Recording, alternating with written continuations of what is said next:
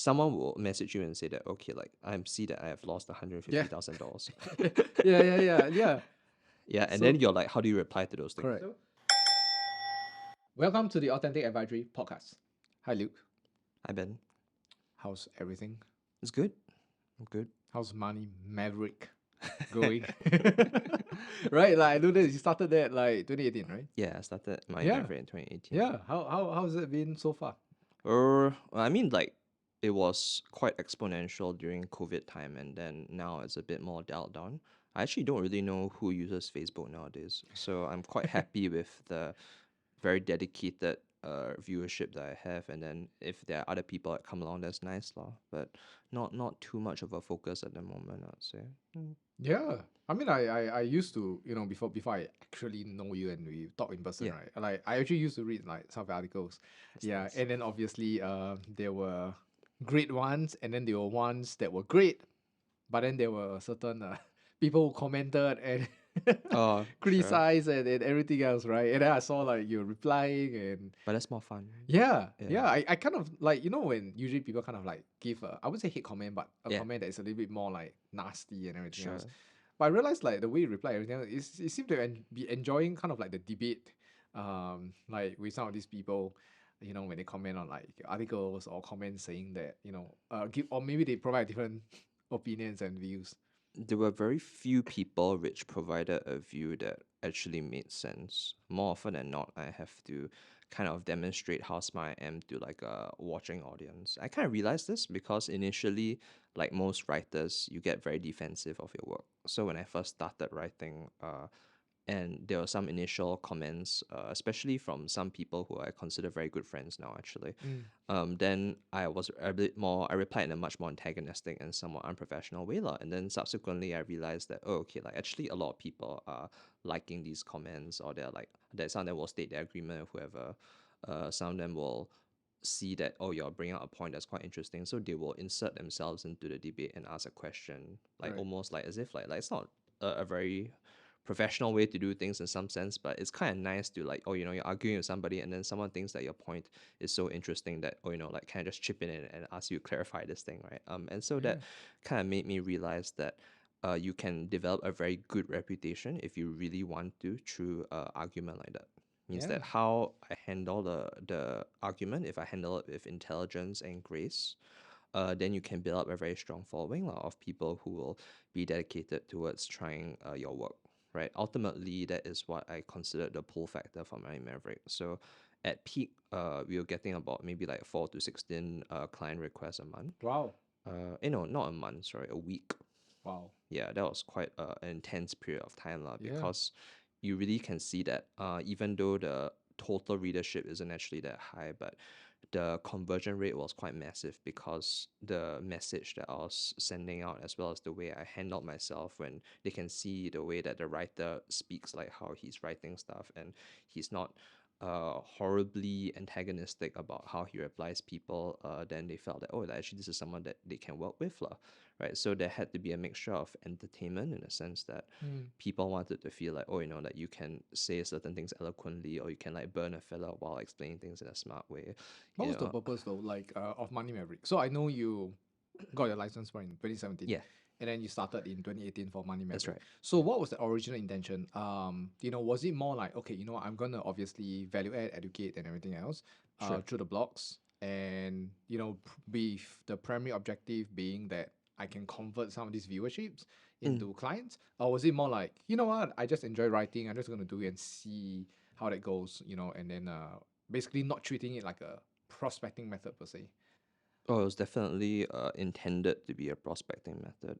Uh, so in 2018, I was still somewhat struggling, but I had just survived my first year of consultancy. So I was giving myself like a bit of like a breather. I went to visit my sister in the United States, and that was my first trip to the United States in like 20-ish years lah, right? And the United States has a crazy environment. Like Mm. everywhere you go, like whether it's a food stall or like the like if you're going like kayaking or some other crap, like every single place, right? The people who are working there on like minimum wage or part time, everybody's trying to upsell and cross sell you something. And I was amazed, I felt ashamed being there because I had always assumed that the culture of sales that I was trying to embody in Singapore at the time was persistent enough, lah. It was good enough. I was putting in enough effort. So that really shook me quite a bit. And so when I was at one of those bookstores, I think Barnes and Noble, because you can't have that in Yeah. Singapore, right? Yeah, Yeah, yeah, yeah. So, yeah, so I was Barnes at and Noble. Barnes and Noble, and then I was looking at some books that I was thinking, oh, like maybe I should seriously consider how to take my work to the next level.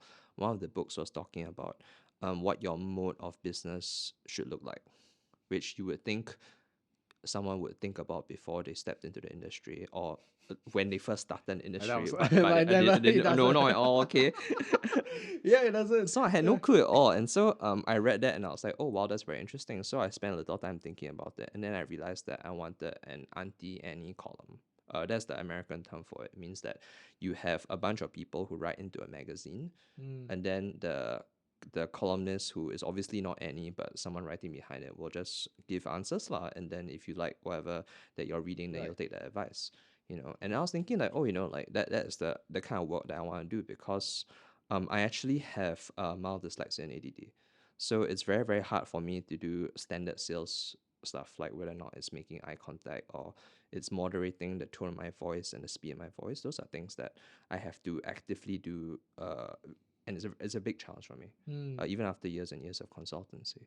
Right. So I was thinking that this is the mode of which I want to do this business. That means if I want to do this business well, then I should try it, do right. something that plays to my strength. Wow. And I decided, okay, I'm going to dedicate like at least, like a year to it. And if it doesn't work out, it doesn't work out, right? Because it's not like I was doing so fantastic at the time or anything. So if it doesn't work out, it doesn't work out, What but at was your least prospecting method like your first year before you I started did like money? everything, man. I did Like, all the stuff, was the it cold cold call? calling, the door knocking, Oh, the stuff damn. which you're outside the mall. Then Yeah, you yeah. try to get somebody, like a friend will give you a seat at Burger King, and then they'll hold it for Oh, you. right, right, And then right, if you're right. walking I back remember with the that. client, Yeah, yeah, yeah, yeah, yeah. I I mean, remember like that. you're obviously Yeah, not supposed to do any of that shit. yeah. But I remember oh, you did that. all of it, man. Yeah, I tried every Wow. single one of them, and I sucked at all of them. I did have some limited success here and there, but Yeah. nothing that you would be Mm. thinking to yourself, oh wow, like this is the method that's gonna get me MDRT, or this is the method that I'm gonna employ for the rest of my life and the rest of my career. Like I was thinking, no, like none of these things were gonna work lah. So I thought that like since I like to be on Facebook, I like to write, and I think that I have something that's reasonably intelligent to say lah, then why not give it a shot? So it really kind of took off from there. So I was quite grateful. That even until today, I still have a good reputation between amongst at least clients and consultants. I'm not so sure about some of the other people, Mm. but at least amongst my own clients and other consultants, it does seem to have a pretty positive effect. Yeah. So when you started for that year, right? Like when did you had your first passive inquiry or a request and then saying like, hey Liu, I want to consult your services, so on and so Yeah, forth. Yeah. 13 articles in. So that Wow. was about, And there was like I was writing one a week. So that was okay, about three slightly months, over 3 months. 3 months. And then the appointment went terribly. Because it's not only was I not prepared, because I wasn't accustomed to dealing with cold market from someone who is like, oh, I read this thing and then I'd like to meet you. Right. No, not only was I not prepared for that at all, but the person was a weirdo. Like sometimes you fundamentally forget that, uh, like way back when we were young, like when we started using Facebook for the first time as teenagers, you have to remember that there are just some people online that are weird, Yeah, okay, that's right? yeah. Like that's a stigma that has existed since like the dawn of stuff being online, and just Yeah. because we're doing stuff online now for dating, all that has not changed the fact that Yeah, okay. some people are just weird. Yeah, and the guy was so weird, and then he messaged me later and he asked whether we can have our next appointment that has onsen. Um, Dude, no, hey, look, I'm not shitting you. that is definitely I not gonna be archived it. I archived it, and then I recently found it about a year ago, I think, and then I like put it on my story. So it's in my Instagram story somewhere. I was like, this is just like proof, you know what I mean? Like like fucking receipts of like screenshots of this guy messaging me and saying like, That's damn funny. yeah, and I was like, Jeez. that creeped the fuck out of me, lah. You got a very good you attracted for different reasons. At that time, I'm not as fat as now, lah. So. So after that, like so when did it kind of like, so was it like a month after that in terms of like the requests and inquiries for your blog? Or was it more like this it only really took off like maybe in 2019 or like 2020? The last 3 months of 2018 was when I started to get more reception. So I saw about at least like 10 or 12 people from the blog itself. 80+% of them were guys, and I closed most of them. Oh wow. And then the girls not so much. And then the most of my clientele for 2018 as well were also guys. And the girls had a lot of the girl appointments did not go well uh because I couldn't understand why they wanted to speak to me Mm. at the time. So it was very confusing, right? Because you're just writing about certain things which you think are very finance based or industry based, Yeah. and then you're like, this thing will help you. Like that's the whole point of the message. But it's still a very, very technical explanation of why this thing is this thing, and then this thing will help you. And so if you want help with this thing, then you should speak to me. It's a very, very technical thing. But Oh wow. Okay. people Yeah. will come to me, and then they'll, like, especially the women, they will ask me about my family. Bro, like, is it Money Maverick or like dating Yeah, you know what I Maverick? mean? Like see tai chi, you know what I mean? Like what you want, man? Like who the fuck- like, and again, because the whole thing was so new to me, and Yeah. and you have to remember this is a concept that I considered myself in the first place. So I had not anticipated on the slightest that I would get this kind of market, Okay. which was wrong. Because if you think about it, women read more. Women are much more likely than men to read an article from start to finish, right? If you think about it, women read more than men. So actually, in hindsight, it makes sense, lah, but I didn't realize it at the time. Yeah, and What do so you put in your content? Do you put any or leave any traces or hint that maybe you put no, your they're not sing? interested in dating me. They're like they really just they just want to know my personal life. You know what I Okay. mean? And so if you, I think you've taught this before, so or both of us have at least some experience in this, but probably more you than me. Generally after you run through the entire sales process, whether it's concept, etc., if the person buys whatever you're selling, then what they want to do next is buy you. So they Yeah. qualify you as a person, or as a, like they Okay. want to buy you, lah, so they ask you Right. questions about yourself, right? And so I hadn't realized that actually the person was already impressed enough by their Yeah. articles. Yeah. So they Okay. wanted to qualify me as a human Yeah, being. yeah. Just make sure that in person is legit Yeah, as like what exactly. you read online, Right. right? Yeah. Yeah. And so Yeah. I had no idea what was happening. So I was very defensive because like Right. you want don't want you know what I mean? Like why can't I make up my mind here? Like, oh, you're asking me so much personal crap. I mean, you think I want to Uh, expose these details about myself? Like, so okay. I was very, very defensive. And some of my content was not that relatable to them yet. So I was getting even some of the women who did like me in some sense, like the work I was showing. It's because they're a little wonky, it's a weird. Like they're just like the exceptional women who can appreciate very technical details. Most women like just more general or broad details. Yeah. Yeah. And so in 2019 I wrote an article called an earnest article, earnest response or something like that. Yeah. So that was about my girlfriend. At the time, who I'd been in a very committed 2-year relationship with. And the reason why I decided to do this was because I realized after the 2018 assessment, usually sometimes at the beginning or the end of the year, you will do an assessment your Yeah. whole year Yeah. for consultancy. And I like to do this. So I realized that my market was mostly guys. But when you look at the inquiries as well as some of the more specific questions or the viewership, it's actually more women. And I was like, okay, like something is horribly wrong here because I actually have more with female readers than guy readers, but my conversion rate Clientele for guys is is higher, right? 80%, and my women rate is like next to nothing. I mean, Okay. So you put you so that's the reason why yeah, you that's wrote the article. exactly for that reason. So I Okay. wrote an article that had very little to do with finance, except to occasionally like flex some aspects of my portfolio or like why I was working so hard at my job, like just for them to. So I was thinking myself like, either they will ask me questions still, or they may qualify me through this particular article because this has all the stuff that people were asking me anyway, Right. like my Okay. family or my Yeah. girlfriend, what my motivation is for this industry, how long do you think I'll stay in it, why I would stay in it, you know what I mean? So I'll just talk about my girlfriend and how she inspired me to stay in the industry Nice. and to make a lot of money, and why I would keep working in it lah. Even if things didn't work out, or why I feel like so good about my job, or like staying in the job lah. And so that the female traction just kind of went through the roof after that. And so 2019 was when I finally did my first MDRT.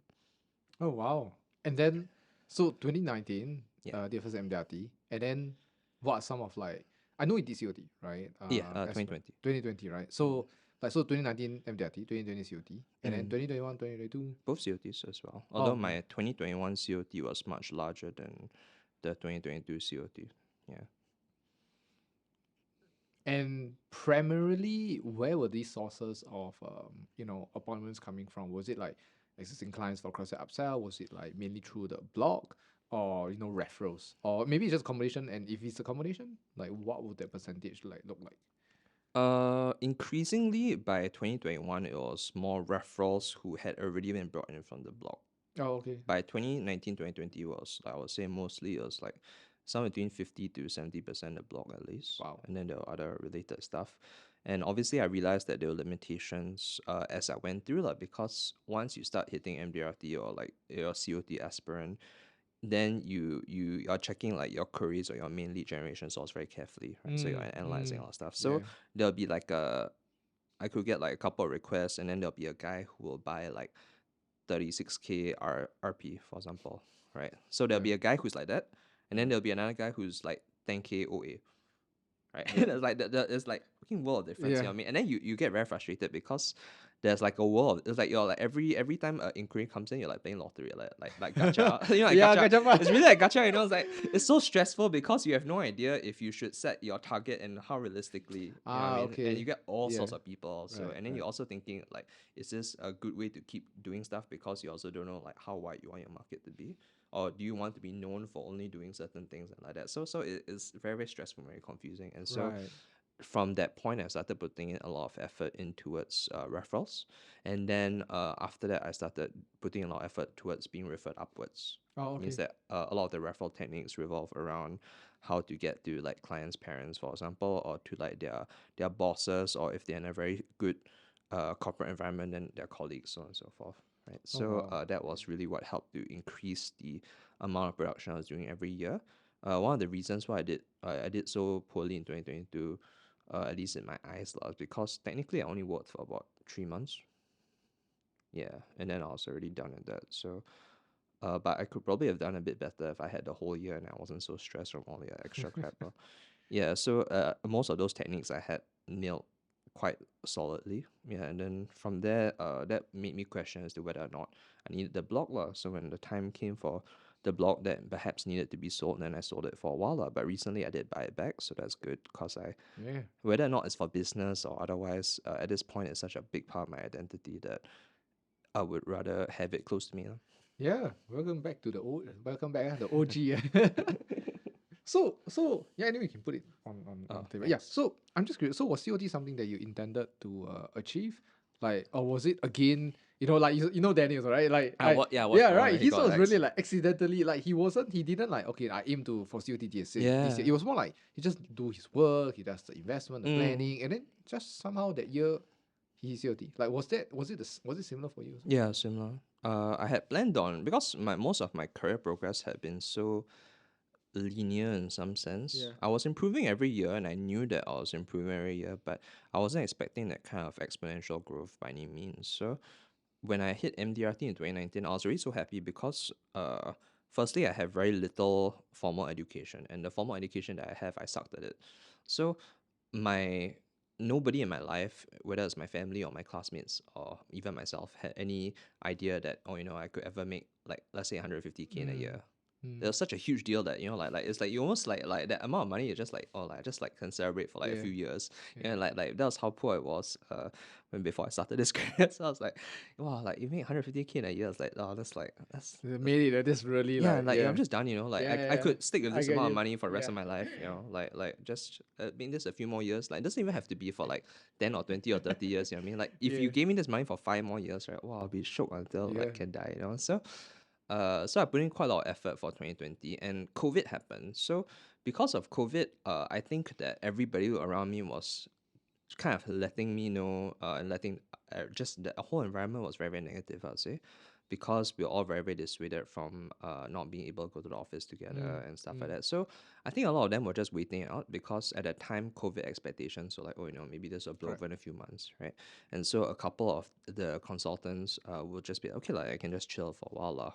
Can go build some stuff or whatever. I Yeah. don't know what's going on there. Some of them also had business and families, so can't really blame them. But for me, because I had only just hit the MDRT, so I was on a high. So I wanted to try to do a lot of stuff. So regardless of how difficult it was, I would just do it. So I learned Zoom very quickly. Mm.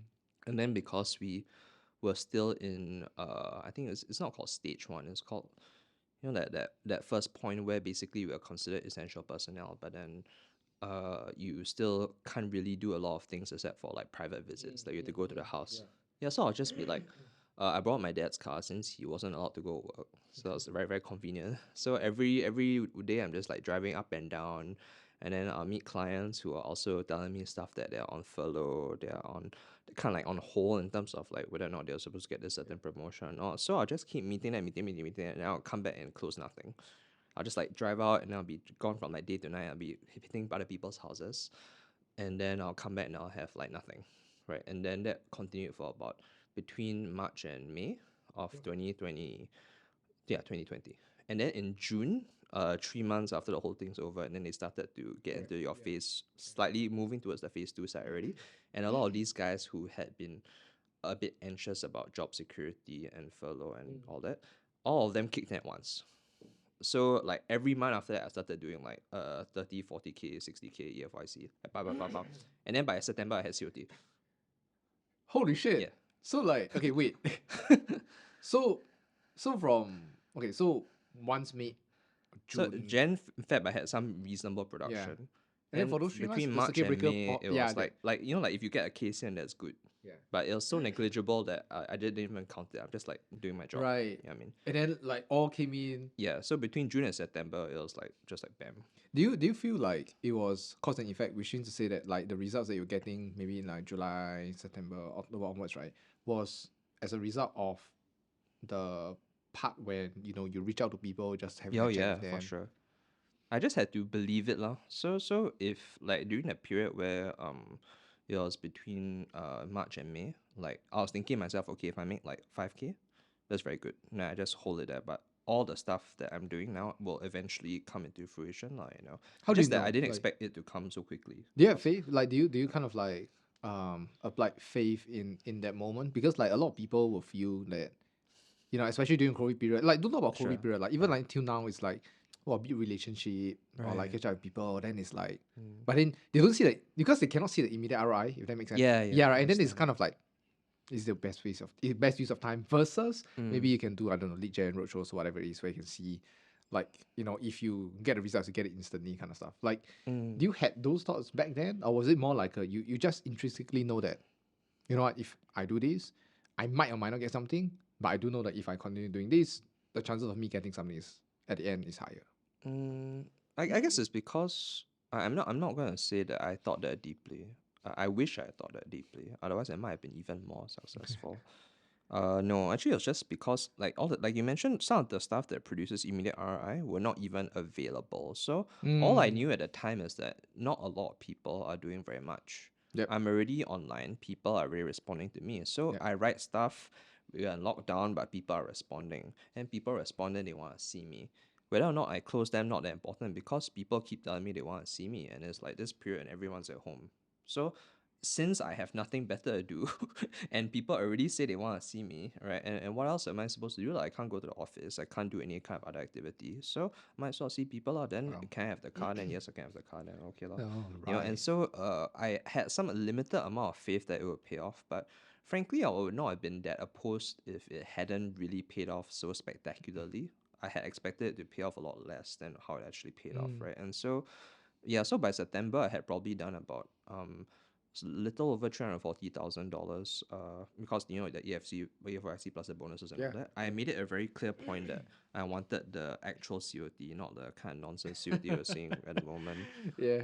So just to kind of really solidify that, okay, like whatever I'm doing is working and whatever hard work I put in is working and all that, you know. And so by November I just kind of stopped work. Around early to mid November, I just kind of stopped work for the rest of the year lah. My director had already told me to try to go for TOT that year, but As it usual. seemed like a bit of a stretch, man. I was like, cause I only did it by September, so I was thinking. I mean, technically by July, if because the bonus only comes in September, so you can see the score from there, right? So I was thinking to myself like, oh, like that seems like a lot, you know what I mean? Like I don't really think I could do it. Yeah. And then next year, following year, 2021, you did COD.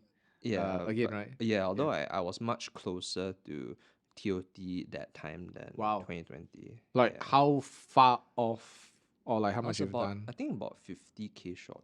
Oh damn. Yeah, I was about 50K short. Okay, what was it intended again? Was it like okay, 2021 1st January, and then you're like, hold, okay, I'm gonna hit COT minimally, or I'm gonna hit TOT. I wanted to do 4 times MDRT. So Okay. progressively I always wanted to just like, Okay. work my way up slowly. But I did about 5 to almost 5.5 in some Wow. sense. Wow. Uh so if you ask me why I didn't do it, it's just that I was on the last 18 days, I think, when the last amount of money came in some sense. 18 or 20 days or so. And then people tell me it's the final stretch. Yeah.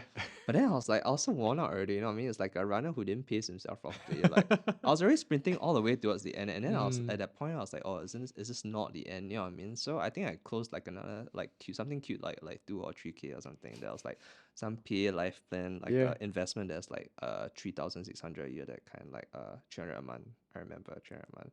And then I was like, after I knocked these three out, then I was like, do I really want to work anymore? Like, no lah. Yeah. So that was that lah.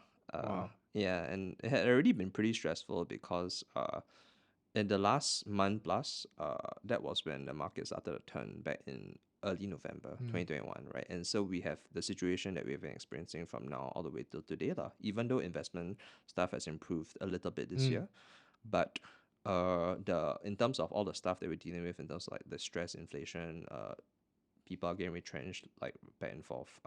We're still dealing with that since November. So around that time, I was also starting to get a bit pressured because some people who had just bought in October and November were also starting to see a very spectacularly sharp dip. And Right. they were asking me, oh, like, do I think this is going to continue? And then, yeah. So Right. Right. even Yeah. until today, I definitely feel some frustration with that. So yeah, so I think by that point, enough was enough, lah. And I had worked hard enough, so I went to dump everything and go fly over and see my girlfriend who I hadn't seen in 2 years. And I thought that this would be the meeting of which we decide to, like it's everything's gonna work out, and Yep. then we're gonna get married the year after that. And then we broke up. And that's how I ended my 2021. I don't And mean to so laugh, but like, it's just like, but it's just like the way you say it is like, I mean, it's a sad thing, but like, so then it broke up. yeah. Like after that meet. No, we didn't get meet in the end. Yeah. Oh. So that's I mean that was why we broke up also, because Okay. I had put in a lot of effort and money to come over, because obviously COVID made it such that it was near Yeah. impossible for me to come Yeah. over. So That I was had to jump 2022. 2021. Or end of Yeah. 2021, right? Okay. Yeah. Okay. So 2021, you would think that I would be, I mean, career wise I should have been pretty thrilled, but Yeah. realistically I was miserable. 2021 was one of the worst years of my entire Oh life. wow. So naturally, Wait, why though? Like, obviously you're earning way more money than you probably ever had oh yeah, in your man. life, right? Yeah. Like, yeah, so what was the one that made you feel, like miserable? Was it just stress, work, or was it just like, I don't know, maybe some imbalance of like how your life was like? I mean, my bosses were garbage. So I had moved over to a new company from where I started out from MFA. I moved to a new company that was largely untested. So Right. the company was quite a crap company. Yeah, the company was quite crap, and they were really stressing me out quite tremendously. I also had my kids lah, like, so I was a manager at the time of like 5, I think, and so they also had a lot of problems, or they were going through much more problems than me lah, and so I threw myself into my work even more because I had to make up for the time that I was spending teaching them, and they were not achieving success. And to their credit, I wouldn't say that they worked like poorly or anything. Like they weren't working like very little or some crap like that. Like most of the time they were at. I have this co-working space at Orchard, so they're there with me late at night also, and they're there with me early morning. So I didn't understand what was going wrong lah, but I mean to some degree there was market sentiment. They were establishing themselves in a company that is not even that established. Like obviously people have heard of companies like Finexis or Pias, but nobody had heard of this company. And then not only that, but during that particular year, the MAS side had sent them an email to all the representatives saying that, oh, like we caught a bunch of you claiming that y'all are representing the government. right? Because the name of this particular company has Oh, Singapore in it, right, right? And right, so okay. some jokers decided that, hey, like we'll just go and put out the Cashier Life upgrade and say that, that we're No, this is fucking funny. right. And Yeah, so we were getting all sorts of shit for stuff that was not even our fault. And so I was yeah. slaving my ass off, and I worked much, much, much more than I did How in many hours were you 2020. like doing? Like, Or what were you clocking out? easily almost as bad as my first year. So that was about at least like between 70, 80 hours a week probably. Wow. Yeah. But it was worse in some sense because at least in 2017 when I was working like sometimes 80 or even 100 hours, firstly there is a certain joy that comes from the companionship with people who are all willing to help you. Mm. So that was how it was for the first unit that I was at in MFA. And secondly, you have no expectations because you suck at everything. So if you're working Okay. 80 or 100 hours a week, it's because you suck. You know what I mean? Like, Yeah. so you got play catch up every bit. So you feel that way. But when you're relatively established or very good at your job Is it and about you find that maintenance? you still have to work that kind of Yeah. hours, it's because something has gone horribly wrong that is usually out of your control. So it was much, much more draining in that sense, lah. Now that I reflect on Did the it. money make you any happier? In terms of how you No, feel? I mean, I was investing it left and right, because I couldn't see my girlfriend. So, I did buy a lot of staycations. Oh, that was the best part of my year. Yeah, I went a ton of staycations during the COVID times, man. That was Almost like one every amazing. month. Yeah. Oh, really? Yeah, for me it was like Wow, almost one every that's month. great. Man. Yeah, it was that was so obviously my kind of staycations I go there and then it's like it's not just to relax. So I just go there and then do work. It's just like a change of environment kind of I stuff for should have me. done that. Yeah. I used to do that, but I stopped in probably early 2021 because I burnt out already. So when I go to a staycation, I really go because I never imagined that I would ever go for a staycation. Like on Right. a financial level, right? It never made sense to me. Mm. So it was just out of necessity, and then it became because it's just nice lah, and it was cheap, right? Like I went to Sofitel Sentosa, the Oh, Singapore okay, one, yeah, which and because there was a package where I had 2 nights for like I think like $500 or Oh, something. that's oh wow, that's They have the breakfast buffet for a both good deal. nights, Yeah. and they welcome you with a lunch. Oh, that's a good deal. And the lunch was just absurd. They had like lobster and chicken and all This is sorts about of Sofitel one. yeah. Sentosa. And wine. Every night has a bottle of wine. So I had 2 bottles of wine and I had lobster and chicken and other stuff for the lunches, and I still had free breakfast. And I was in Sofitel, right? So I would save the wine, of course, because I don't use that. And then I would just put the lobster and chicken in the fridge and eat it for dinner, right? Because if you have a breakfast buffet, like, do you really want to eat lunch after that? Probably Yeah. not, And then I bought so many staycation packages that the very last one I used was actually just of February this year. Oh wow. Yeah. Dude, this is like for the record, okay, it's like 2023 right now.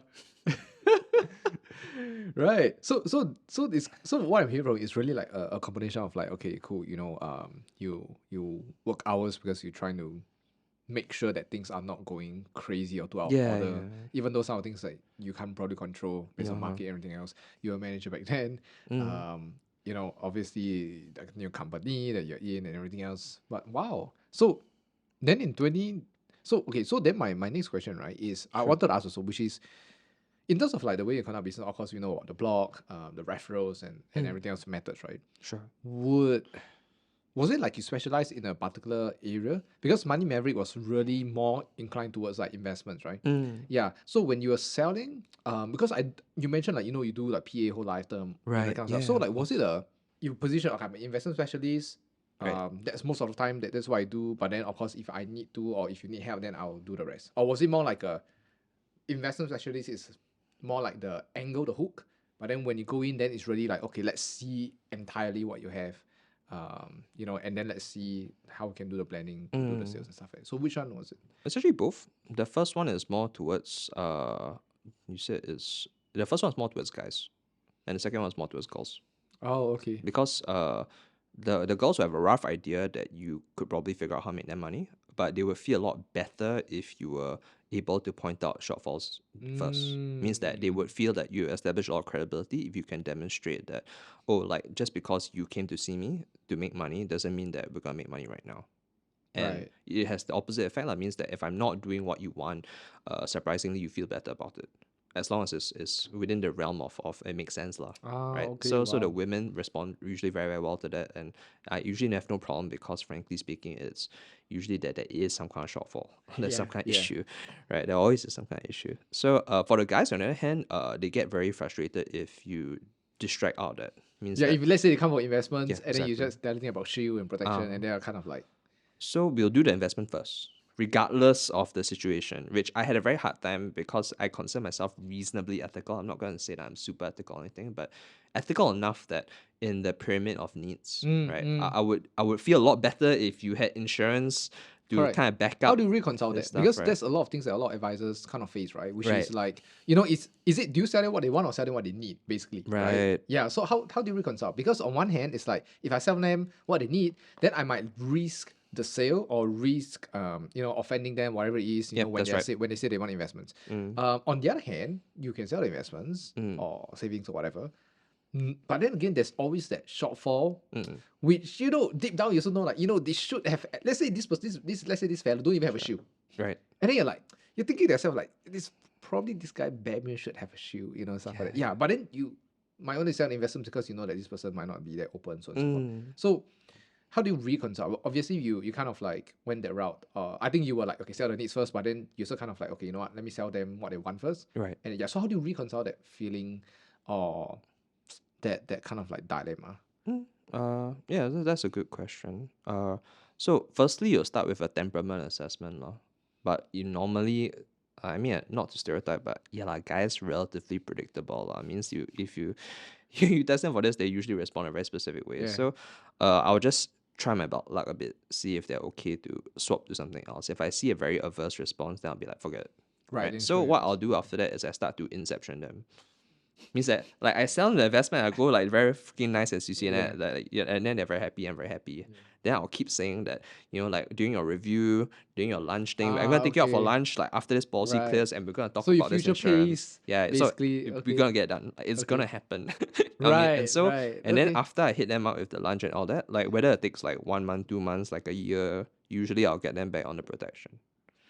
Which is also sometimes which causes some discrepancy lah. Cause some of my managers at the time were like, oh, like one day you close a huge investment plan, then the next day like there's like 20 protection plans or some crap, and it doesn't even add up to Yeah. one investment plan, and they're like, oh, like what's happening here? Like what's wrong with you? And I'm like, it's like Right. life happens lah. Okay. Yeah. Damn. Have you ever had the thought of like entertain this thought of like, okay, what if during the time when after I sold an investment to the time that I was supposed to sell them a shoe plan and then shit happens in Yeah, between? yeah. Have you contemplated Oh, that? of course. Yeah, so what was the thought process? I'm curious because I'm pretty sure you're not the only one. Like even Yeah. for myself or even other advisors back then, like they have this kind of like, what if, right? Like Yeah, shit, then sure. you'll be on your conscious even though like you have sold maybe a great ILP that they wanted themselves Yep. also. Yeah.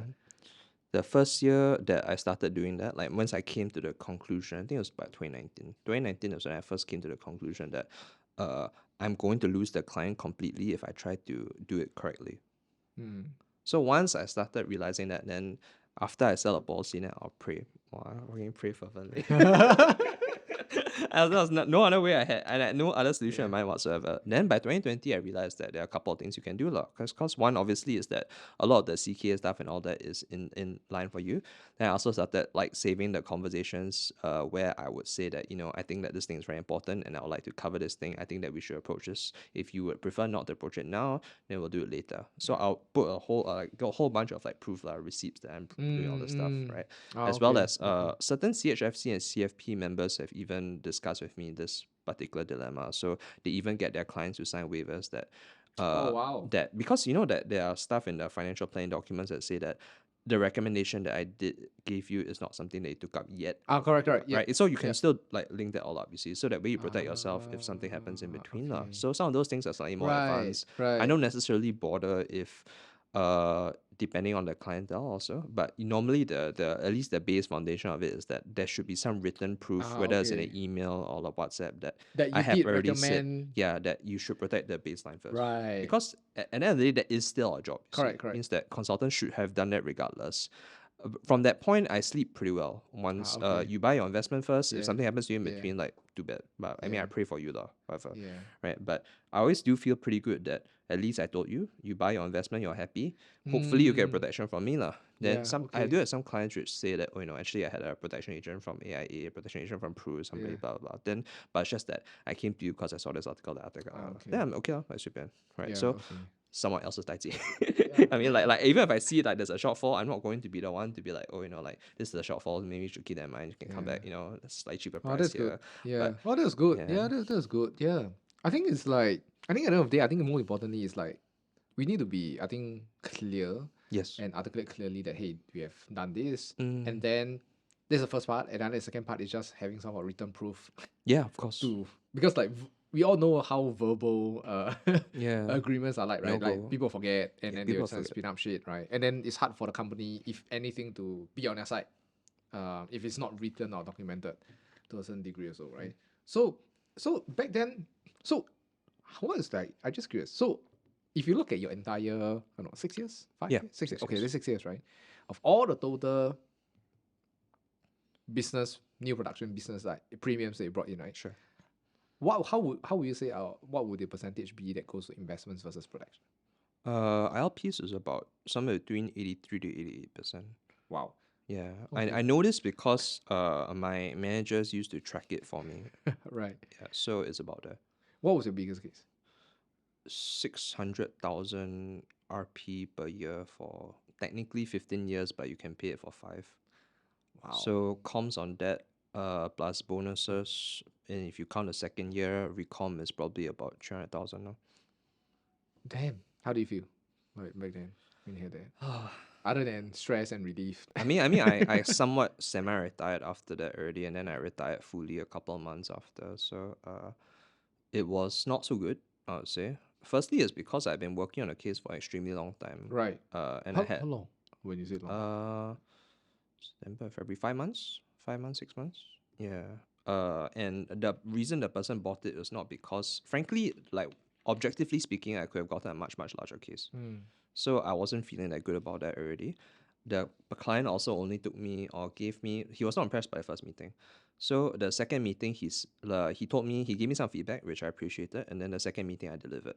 But the fact that he gave me a second meeting, it was primarily because his employee, his high performing employee, is one of my biggest clients. Right. So that is why he gave me a second chance, because I came highly recommended. Also, it was a refer. Yeah. He was refer. But Okay. the first appointment was a screw up, you see. So I was also very dissatisfied with that. So I screwed up the first appointment. The case should be much larger. And after that, there's also this weird sense of like failure to normalize. Means that the next case I did after that was very haphazard. It was very, very done like super, super poorly. It's not that I wanted to do it. Like I knew that there was the potential for this to mess with my head mentally.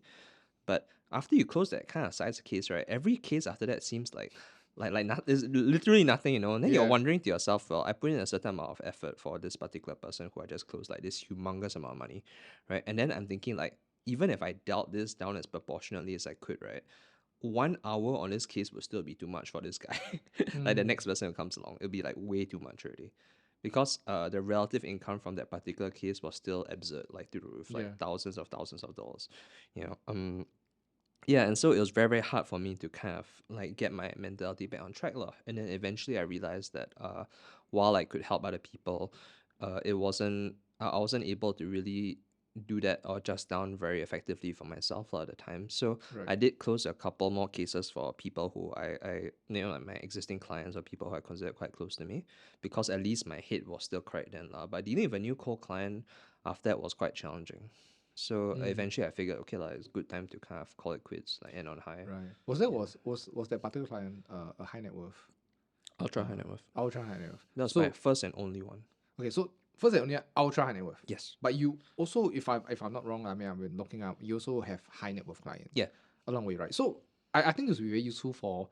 I want to touch on that because I think Okay, that will be very useful for like a lot of advisors, because one of the things, right? I always go on calls with some of our clients or advisors or people coming on a call with me and everything else just as acquaintances, right? They're like, Ben, I want to go into the high net worth market. Yeah. I want to refer up, blah blah blah blah blah, right? So let's put it off, right? So like, first of all, first question then is like, Mm. how do you even, or rather, maybe a better question would be, when should we start looking at the high net worth market? Because a lot of the times, Mm. the reasons or rationale why people want to go up market or go high Right. net worth, right, is, I feel personally, based on all the things I heard, is really more of a, I do lesser work for a Yeah. higher output or quantum in a Yeah. sense. So like, when do you think, like, what do you think are the reasons, and when should people even go up to, or even consider like going up to high net worth like There's a lot of market? steps.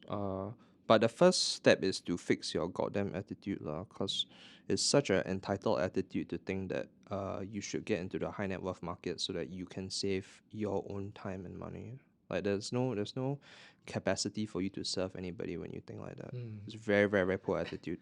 So I don't usually like that very much. yeah. And then you should understand to some degree the science of high net worth. This is one of the lectures that I've given, which I'm especially proud of, because when you talk about high net worth and you look at actually how high net worth is divided, well, firstly, there are more high net worth business owners than so-called working people, right?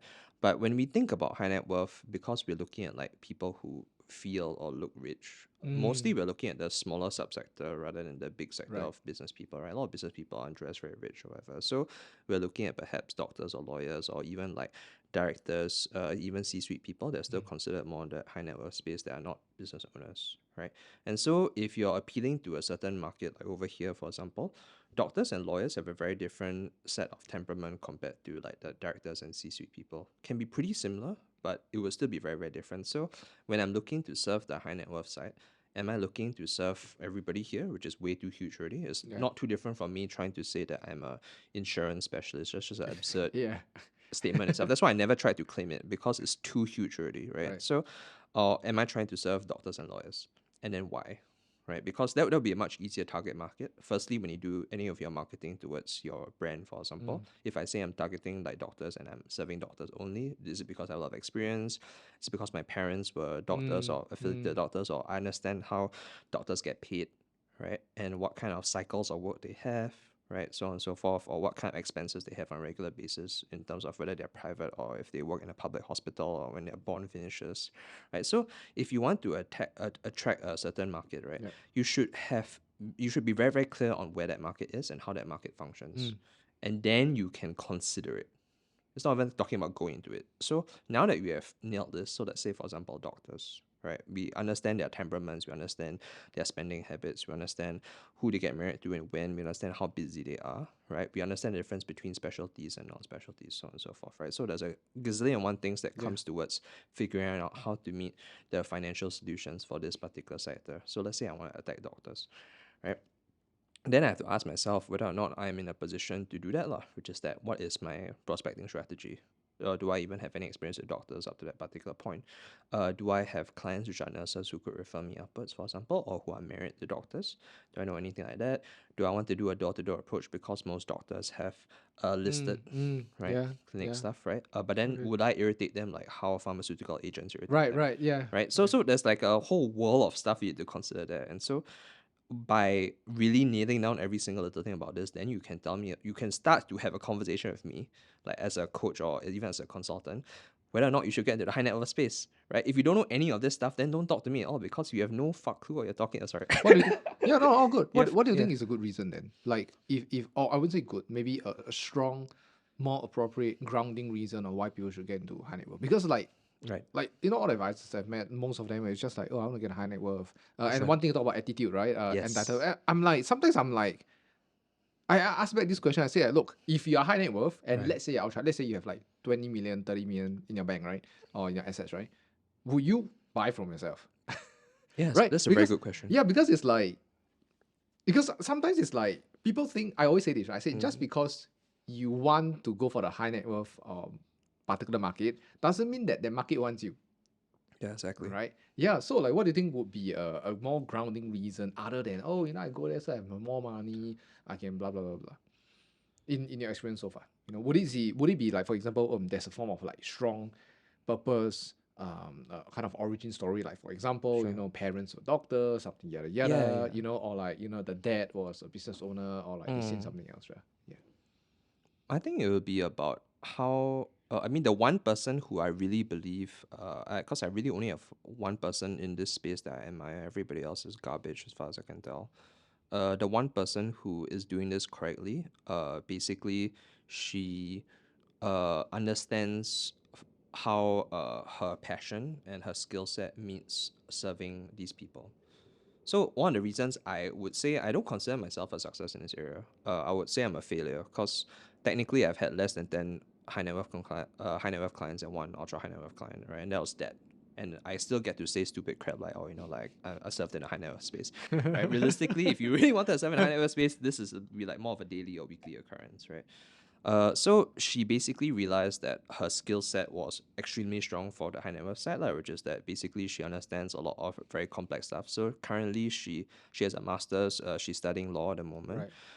She's had COT, MDRT for several years already, and she has 18 years of experience in the industry. She also has CFP recently, I think. So it's a combination of her education and ethic and how she best believes that her skill set will help people. And in this case, it genuinely happens to be the high net worth side. And I asked her, okay, like why? And it's not because she necessarily wants to make more money, although she believes that it will because it is in her skill set. Yeah. But it's also because her skill set, her skill set is most equipped to make she finds the work sexy, for lack of a better word. Like that's the literal word that she described it as, like, because she realized that she enjoys so much on solving these kinds of complex problems in a very specific way, compared to the rest of us who are trying to enter the high net worth for ourselves, lah. You know what I mean? Right. So she is genuine about serving at this kind of level.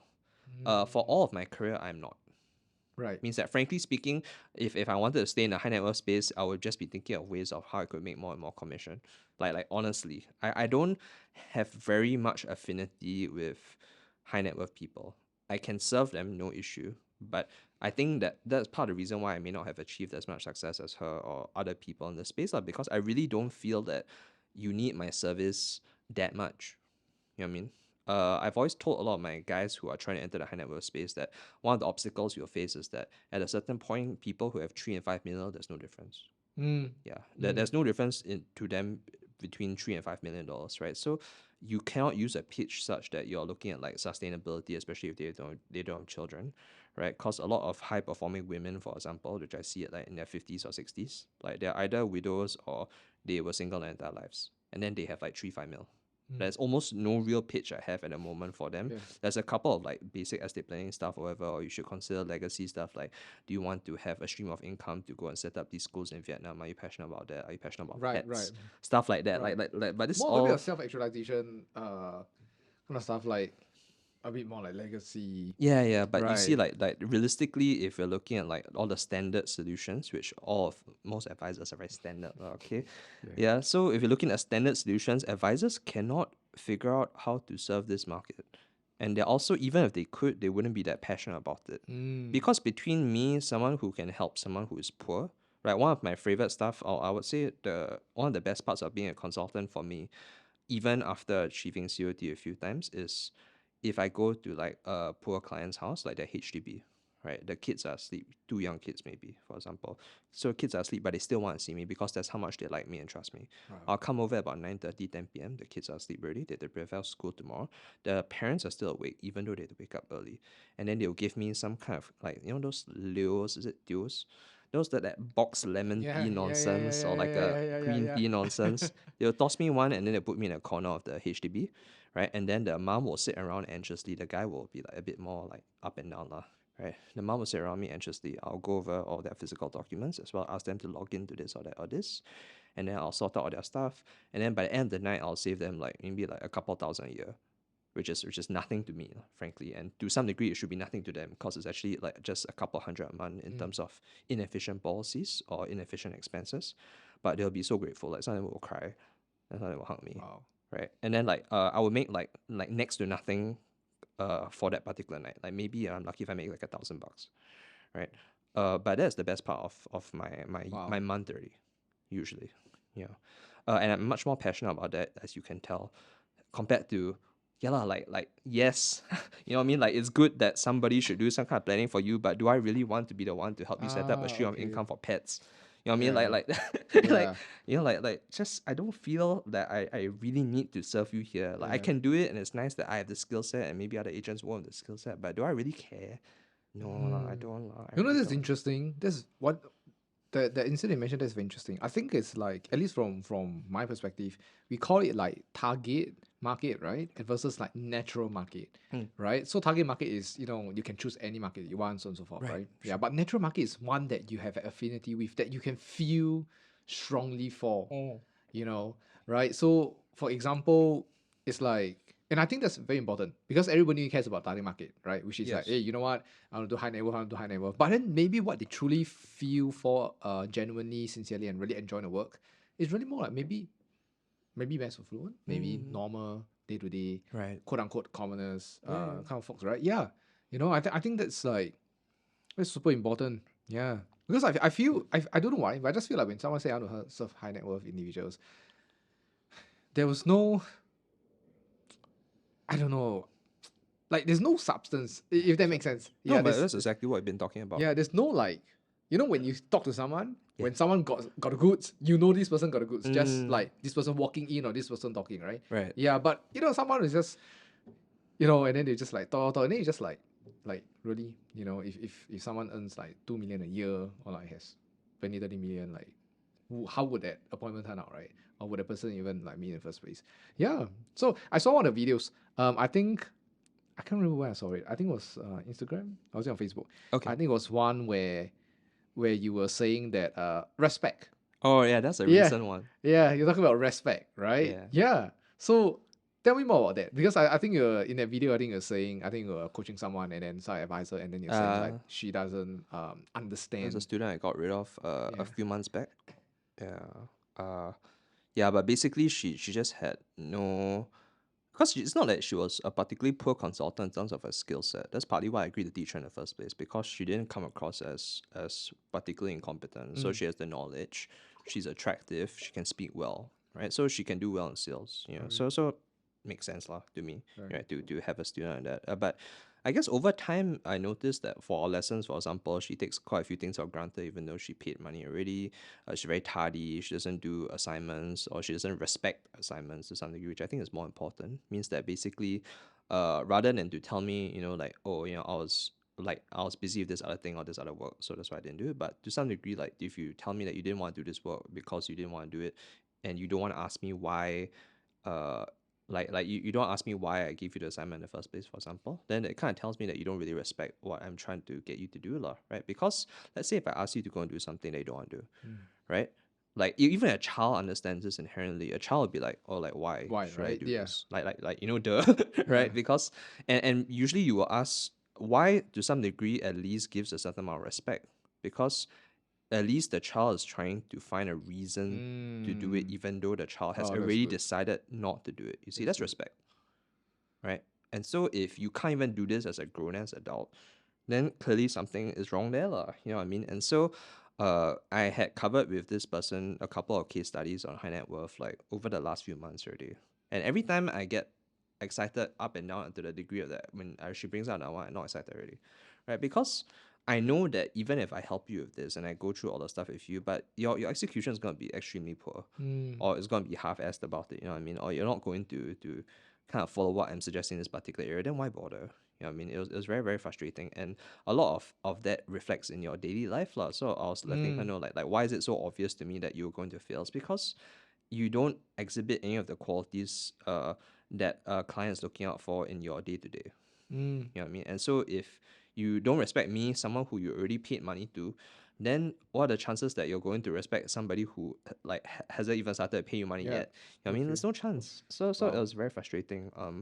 And I had to kind of get that across, because surprisingly, like we don't live in a logical world where just because someone pays you money means they're going to go and attend all the lessons which they paid for. Like, you know what I Yeah. mean? Like I think Yeah. you know this much better Yeah, than me, of course, because 100%. yeah, so yeah, lah. So it doesn't mean it's not frustrating. You know what I mean? Yeah. Like just be I learned this recently, lah. I got to learn this recently because I used to think that if I was paying someone to help me, let's say like a PA or something, and then they should just like shut up and do what I'm saying, lah. And then if I don't use their stuff, or if I don't tell them why I'm not using their things, or I tell them to do something that I don't end up like Like basically all the stuff that they do is relatively redundant. Normally this is how it works. Means that if I give employees stuff to do, like out of like 10 items, maybe I will use like 2 of them. And then some of these things I may forget for like years or months, right? And I didn't realize that this can build up a lot of frustration because it's just a little disrespectful, Yeah. right? You should have a conversation at least as to why the stuff that you're doing is not being used or not being whatever, but if you don't do that, then people just feel like they're wasting their time. So it's not about the money. After a while, it becomes about pride, it comes about respect, some other weird intangible stuff that I don't really believe fundamentally should have, and like it doesn't really fucking belong there actually. Yeah. but it's true that's how humans are and so since we understand how humans are and it's not about us, means that just because I don't think that it makes sense doesn't mean that it doesn't make sense, right? Yeah. So so you should just kind of like like try to kind of get all that together. And so in this girl's case, so in this girl's case it's just like that a lot. Like she had to kind of understand that that if she was able to change her day-to-day attitude, then maybe she would have more respect for her clientele. And if she had more respect for her clientele, then her clientele would have more respect for her. I think this is a big problem. I think this is a big problem that I personally feel like not a lot of people want to talk about, especially in agencies, leaders, and everything else, right? Which is a lot of people focus on the skill sets. Okay, so let me put it this way, right? A lot of people focus on the skill sets, right? First of all, can you do sales? Do you have the certifications, so on and so forth, right? And then maybe sometimes they focus a little bit on the mindset, right? How you should think, so on and so forth. Right. But then I think there's a third portion, like it's kind of like a subset or maybe a kind of mindset or whatever it is you call it. But I truly believe like it has a lot to do with your beliefs and attitude and who you are as a person. Right? Because fundamentally at the end of the day, I always say this, I think sales or even the people meet or life, right? It's always a reflection game. And obviously you know about like Isaac Newton's law, right? Cause and effect. Right? So whatever that is happening in our reality right now, we are also the cause. Right? Right. Yeah. So that's kind of cause and effect. So to me, I look at it as like, we go for goals, like even setting goals, right? We set goals not only because of the money only, but we set goals because we can become the person that could achieve those goals. Right, sure. Right? And in order to achieve those goals, then you need to be of certain character. You need to have certain character traits, beliefs, skill sets, right? To be able to be that kind, right? Yeah. And I think this is really the big portion here, the inner work in that sense, right? That people don't talk about. Sure. Right? Yeah. Because if you're, I used to not truly believe in this quote, which is the one about like, how you do one thing is how you do everything. Yeah. Until like more recent as I'm growing up and like going through all these things, I'm like, holy fuck, like this is exactly the way it is. If someone fucks up on somewhere else, and they do it damn shitty and everything else, right? We are not saying that this person will do the other, let's say for example, day to day in personal life shitty. Doesn't mean that in work this person will do shitty. But there is a chance. Yeah. Right, that you will do that, right? Yeah. So that's really kind of like the thing that people don't talk about. And there's one statement that I learned a lot from one of my coaches and mentors back then, which was no amount of prospecting, sales, referrals can cover up for sloppy attitude, behavior, and bad character. Sure. Right? Yeah. And the thing is like people try to fix all the business stuff without fixing themselves. Right. Or improving on themselves, right? Because if like you can be damn bloody great at sales, for example, like you can sell, but then if you're a bitch, like you're someone that's just lazy, if you're someone that whatever, right, it's gonna expose you. Because you think about it, let's say even in an FC context, right? Let's say you can sell a lot of things, right? Investments, protection, whatever, right? Let's say this person sells all the investments. Okay. Can sell. The problem is that if this person is a lazy ass who doesn't care about the client's investment, who doesn't care about all these things, right? One day when the clients come back, this person will just feel frustrated, don't feel like doing it, take long to reply, yada yada. Then what's going to happen in a slightly longer term? It's probably going to screw up, right? You're going to have clients maybe lapsing your policies. Right. I mean, again, to be fair, clients lapse policies anyways, right? It's just a small percentage. Yep. It's just a bell curve, right? We can't control it, right? So it doesn't matter how great you are. But I think it's like to how skilled the bell curve is, right? Because like if you're going to be some lazy person that don't care or whatsoever, and it's not about being perfect. I think it's about like, does this person even give a shit, right? Right. Yeah. If this person don't even give a shit, then it's going to be this person's going to be exposed at some point in time. Right? So this is literally like what I talk about a lot with our like advisors and everything else. Right? I say like you got to look at yourself because all our realities in life is a reflection of who we are inside. Yeah. Right? Thoughts. What is there's behaviors, right? So there's results, right? Sure. Results happen because of certain actions/behaviors. Okay. Certain actions/behaviors happen because of certain beliefs that we have, Okay. right? So, and what are beliefs made out of? Beliefs are made out of thoughts, conditioned over time, right? So if you think about it, right, let's say when you're young, the very usual one, especially in Singapore, is like money hard to earn.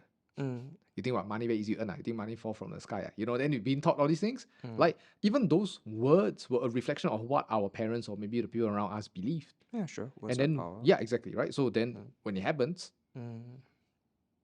it leads to all the things, right? Which is like the bad results, whatever it is, right? So the key thing is about if you think well, if you think good, if you believe in things that is truly empowering and helpful to the world that provides value, then your behaviors as such would be aligned to your beliefs.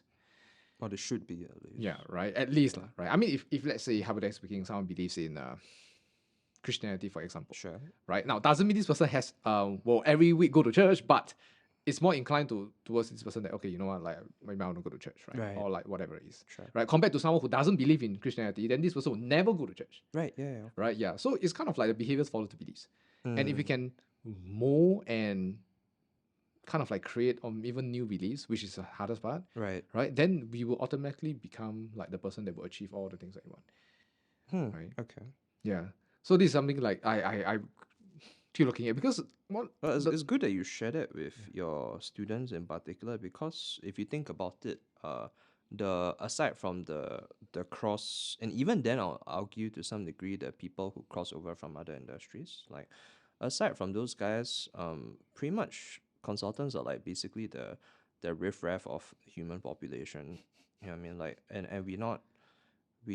I think it would be nice if you could find some kind of tests or metric or training to improve these behaviors and personality traits, because if you think about it, most of the consultants should step into this field. Usually what tends to happen, and just partly why we get so much stigma or so much criticism, right? Because it does reflect that all the guys who leave this line over time, and we leave in droves, right? We leave like a lot of us leave within a 2-year period, right? It's kind of reflected to the people that we don't care about them, but realistically, a lot of these guys who went into the industry, to some degree, it's certain personality issues for sure, right? That's partly why we didn't succeed at, like, for example, whatever, we may have taken a degree that we never use, or we may have or we may have just like tried to do a job that we weren't really particularly interested in, or we may not have studied very, very hard, right? And that's partly why a lot of us ended up in jobs which we were hoping will do better than the field that we chose.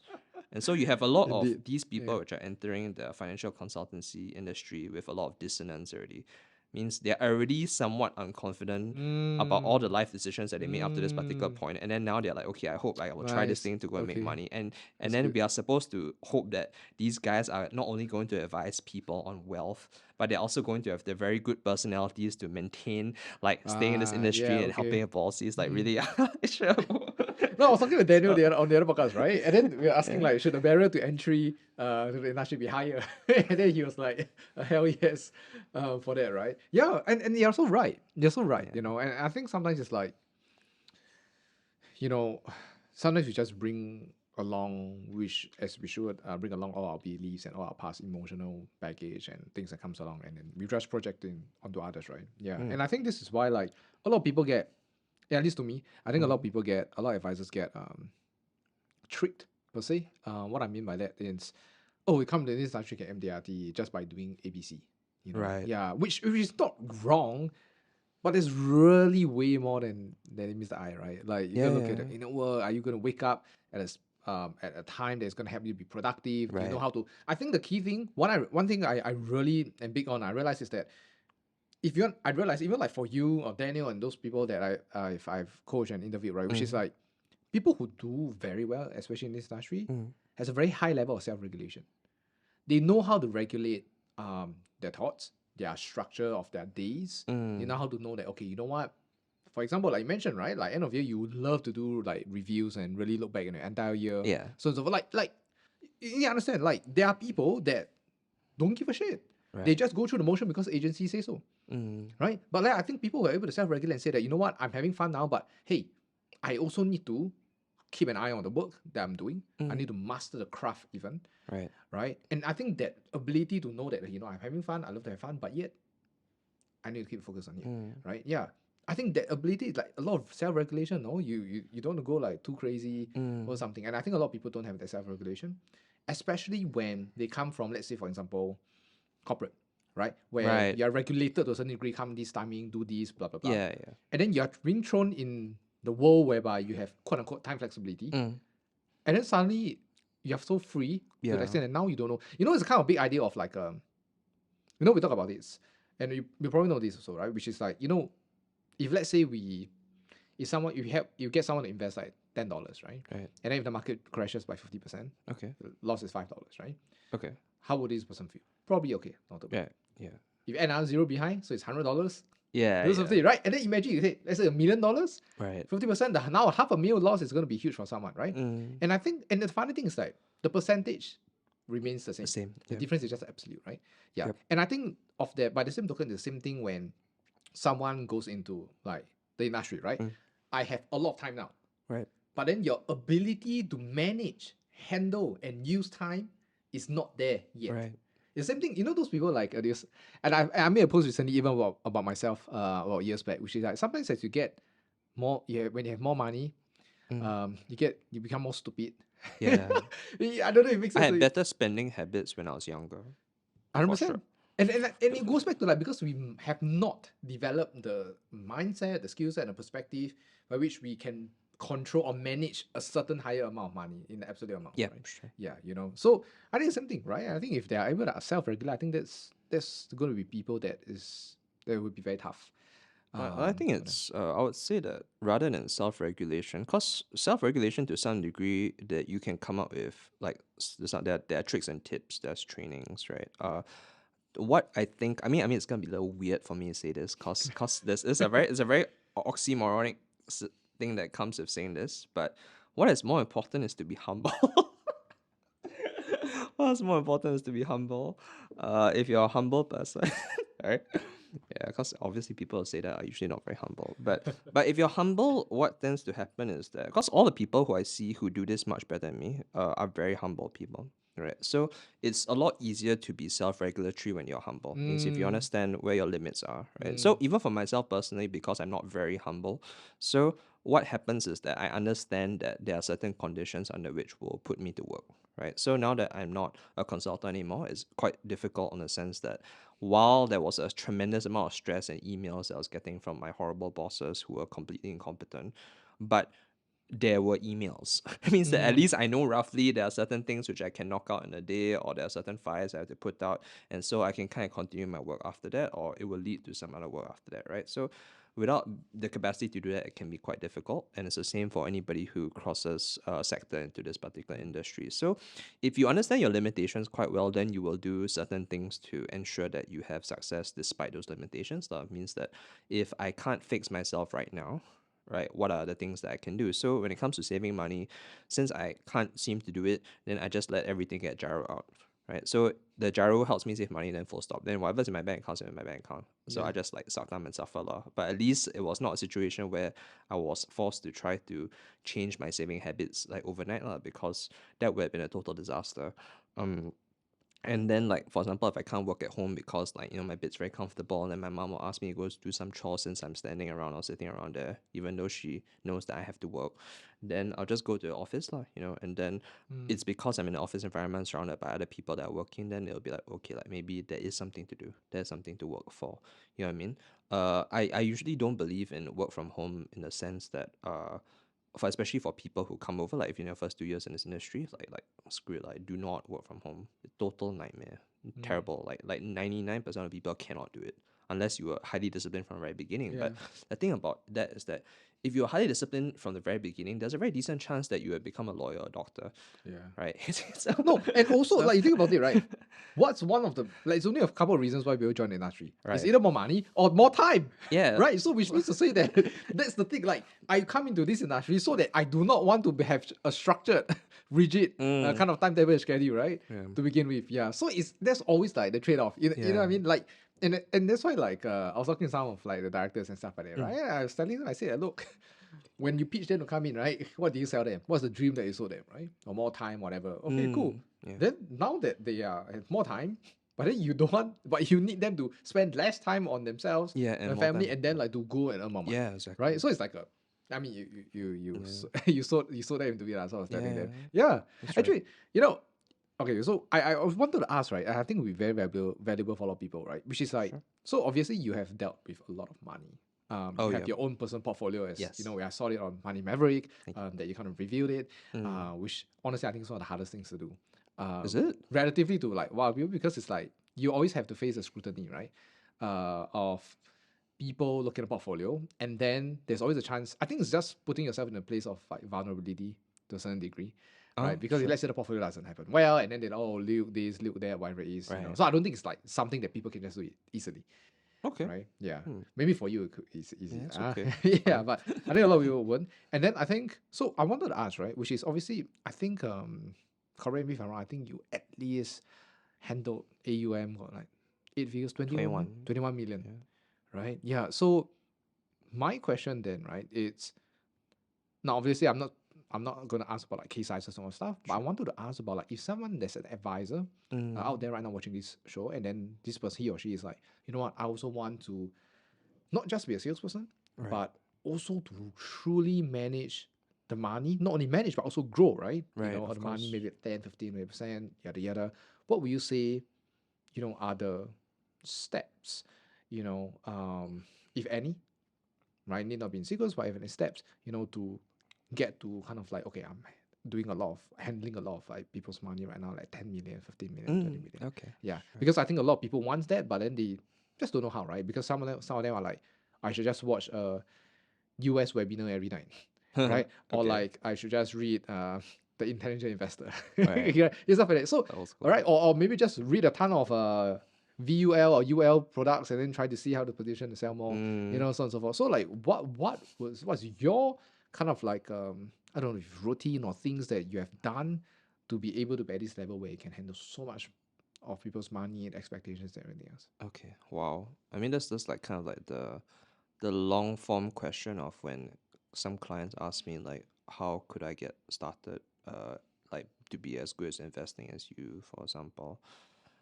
So that's quite lengthy, I'd say. Yeah, so But if you give like, get it that start. those 3 4 1, like is it because I like mean, obsessed? maybe I just give my experience, then hopefully people can Sure. derive something from it. So in 2018, like I mentioned, I went to the US, Yeah. and then I read a bunch of books at Barnes and Noble, and obviously to some degree both the sales culture as well as the investment environment changed me quite a bit, because you really get to see that that's the heart of entrepreneurship in the world, frankly. I think US is in the sense that there's really not a lot of countries that have entrepreneurial levels to the degree of which it changes lifestyle, right? That's why all your top companies are from the US, in terms of size. And so that really made me rethink about, okay, like I have to specialize in a certain area, right? Or specialize in something. So the first thing I wanted to do, as an investment specialist, is to get very, very good at the investments I'm selling. So in order to figure that out, I have to think about what will make me very good in this area on a technical level first, which means that how do I produce results? So I have to go and scrutinize every single thing that will help me to produce results, Right. right? So the basics that I always teach my guys is that you should have a very decent understanding of the history of every geography in every sector. Of like the funds or Yeah, like the stocks. Okay. yeah, like which is not very difficult actually. Yeah. Could take maybe a couple of weeks max. So from there that's forms a very solid foundation, because not only do you have this knowledge in terms of how confident it makes you as a salesperson, but you also can create like 101 concepts from it. Means that if I had to sell a certain country, I can do it. You know what I mean? Right. So if I had no choice and funds are limited from that company, whether it's AIA, Pru, or whatever, Yeah. to sell a certain fund or whatever, or a certain concept, I can do it, right? Because you have all the knowledge that's required to sell, whether it's bonds, stocks, whatever, and from whatever country, whatever fund it is, you can sell it, no issue, right? So that helps you quite a lot. And then subsequently, it becomes about how to be effective manager in terms of managing wealth, lah, right? Okay. So because if you're a very good investor, then people will see some of your records and then they'll approach you and they'll be like, okay, like you're actually pretty good at investing, lah. But like you mentioned, obviously there's the risk of you leaving, or there's the risk of you kind of having very, very poor client management when it comes to asset management. That is why Sanjay Tulani refused to stay in asset management. So he had a lot of opportunities, and obviously his clients are all are high net worth or ultra Yeah. high net worth. He was like, no, screw it, I'm only selling insurance because I want to Right. do a one off and I want to be done. Right? Ah. Because managing people's money requires a lot of emotional and time effort, which is something that I realized later as the AUM piles up, lah. Especially because, as you mentioned just now from the example, once someone gives you like half a mil, market goes down 30%, right? 30% is not a big loss because, frankly speaking, like less than 2 years' time, you could bounce back from it. Like I would say, like 89% of the time, right? Sometimes a lot shorter than that. Yeah. So it's not a big loss in terms of like if you're looking at a 10 or 15-year period. In fact, you may not lose anything at all. It's a very decent chance you won't lose anything at all, just from a 30% drop. So 30% drop is nothing, right? But someone will message you and say that, okay, like I see that I have lost Yeah. $150,000. Yeah. Yeah, and then So you're like, how do you reply to those things? correct. So you have to figure out whether or not you're emotionally prepared to start to handle that kind of level. Lah. Means that, and I think that it would have been nice if someone had told me that when I first started this out, lah, because the first time this happened, oh, I was so alarmed. I didn't know how to respond at all. And I was just like, oh, then I shagged, then I cannot sleep, that kind of thing. So I just told them that this is normal, this is natural. Then I started to come up with certain responses for certain situations.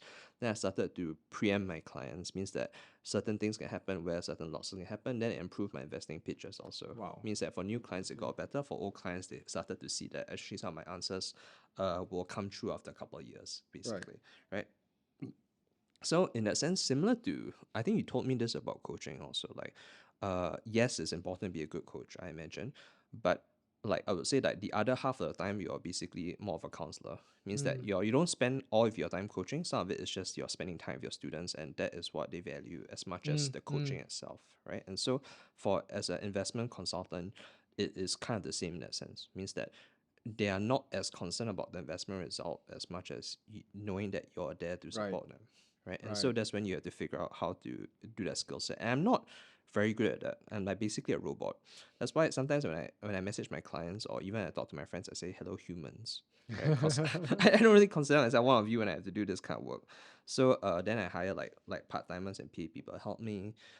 Certain automated messages and email. Sometimes I'll do it like individual reports, or if they want to see me, I'll tell them I'm very very happy to see you. I would always tell a client that I'm happy to see them, and I'll try my very very hardest to mean it, because that will assure them that yeah, I have nothing to hide. Whether or not you're making money, losing money, I'm just here to bring you like how the investment's doing, why it's doing like that, and what we'll do after that. So that's it. Right. So I think if you have those two facets down, means you're very, very good at the investments and you understand the wealth aspect, the emotional part of wealth management, then you're pretty good to go. The last aspect, I would say, if you want to be even more successful than myself, is you have to consider the delayed gratification of what it means to manage a lot of money. Because similar to your clients, managing a long-term portfolio is a lot of work. Means that, so like I mentioned, my peak was 21 mil, but by the November 2021, I dropped it to about 14, 15 mil, both in terms of the crash that was happening at the time, as well as people are selling their positions as well to go and like withdraw money forever. So you get very, very used to this, that there's gonna be a lot of liquidity Right. periods as well.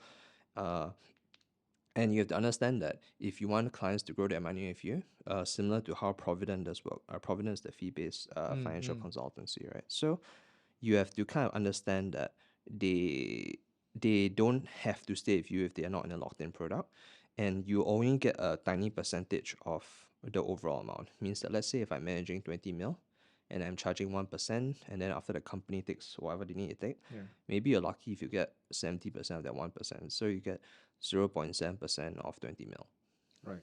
per year, which is like 140,000. It's still not too bad, but that's a long time to be waiting to be able to get more and more and more money, right? So maybe every 7 to 10 years, if you're pretty good at your job, if you don't take on any new clients, it'll double, Right. Yeah. right? But even then, you're also going to have to deal with all sorts of other crap lah. So for example, clients will come and go. Some clients will die, which I have had also, right? Sometimes you have to support your PA, or you're paying somebody a portion of their money in order to go and respond to certain things for you or to do administrative things for you. So your costs will start to rack up as well. And then as your income in this area racks up, you also have to pay taxes, Right. which Yeah. is the one thing which really put me off almost like I was just like, okay, like screw it. Like, you know what I mean? Like, it's not that Yeah. important for me to rack up an AUA in this career. Yeah. Means that I'm not willing to wait another 15, 20 years to try this career again, to wait for me to accumulate 40, 50 mil or 100 mil, which I Right. could have done easily, right? Frankly speaking, like if I really want to manage 100 mil by 50, very, very easy to. Right. Very, very easy.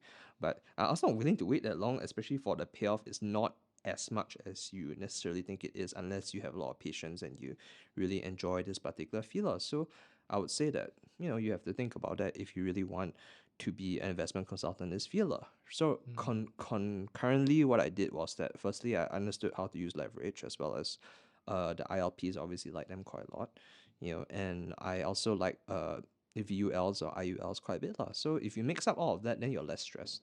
Right. So that would be a better representation of what I think you should go for in your career. But if Right. you want the longer route, I would say it's better long term for sure, obviously. Yeah. But you need a lot of patience, ridiculous amount of patience. What would you say then, right? Like you mentioned, so the first two facets of this is really Yeah. like, okay, cool, knowing how to grow money, Right. Then second is really managing not only the Yeah. money but also the expectations, Yes, that's right. emotions, right? Yeah. So then my question is like, for someone, you talk about like learning, how to create results, right? Which Yeah, is make yeah. money from investments. But what if someone is kind of like starting off and then that, they themselves might not have too much money to begin with, number one. Then number Sure. two is like, it takes time also, right? To kind of see how the performance and the consequence of or the results of your decisions made in certain allocations. But for consultants to Correct. see, yeah, right, Yeah, yeah. like how do you then how would an FC then have to manage Lie like, your ass off. huh? Lie your ass off.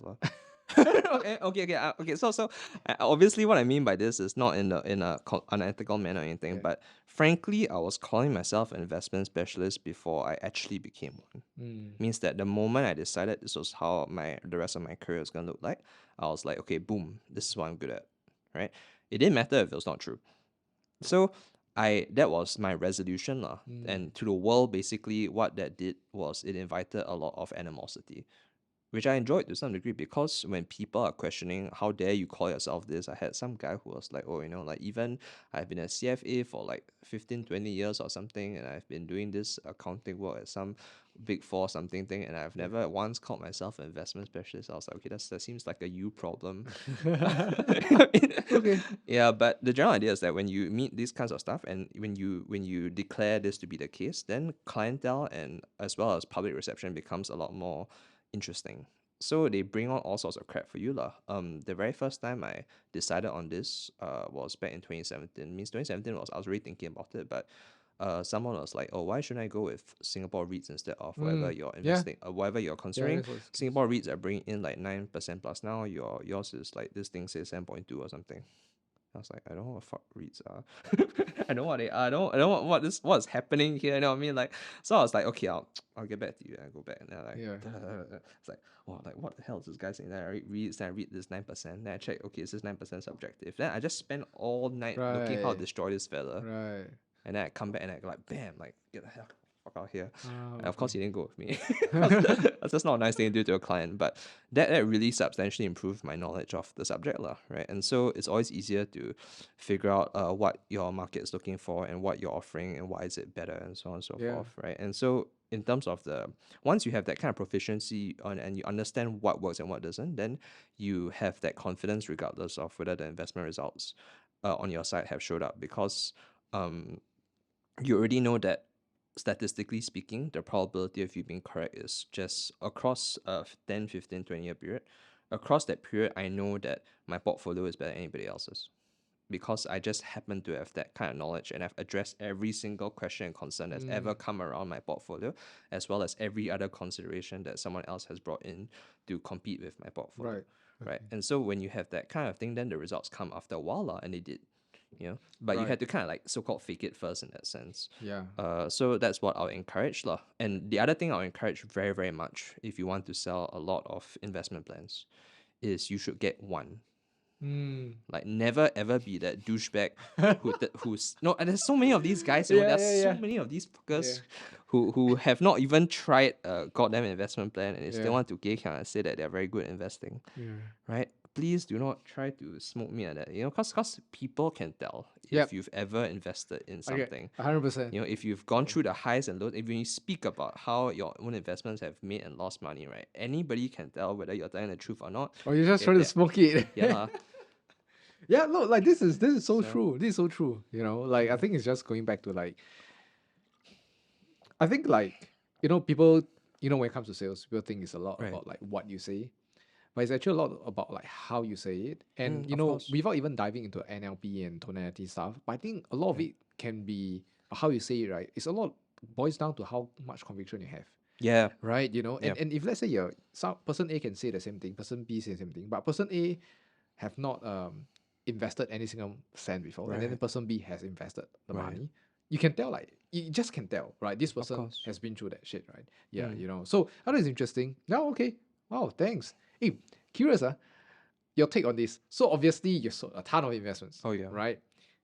Robo-advisors, let's talk about that one. Like I want to dive in a little bit before we bounce off, like, talk a little bit about like the usual objections that most advisors or most prospects would throw out. And I want to see like what's your take on it and what's your perspective on it, right? So let's start the first Sure. one.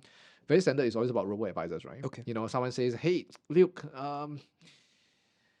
lock in 10 years, Sure. 15 years, whatever. And then let's assume like it's for retirement at a certain amount, Yeah, right? okay. Hey, 10 years, 15 years lock in, I could do it in some ETFs, right? Or can do like SIFE, right? For Right. example, robo-advisors, so and then I pay a lower fee. Yeah, And it's then pretty it's standard. liquid. Yeah. Yeah. How do you, or what kind of frame, or how do you explain, a perspective, such that this person will feel like, you know what, robo-advisors does have its merit, but hey, yours too, and then like I will do it. Oh, I don't. do you do? I don't split the difference. Okay. I don't believe in the slightest that robo-advisors have any merit, if at Thoughts? all. Yeah.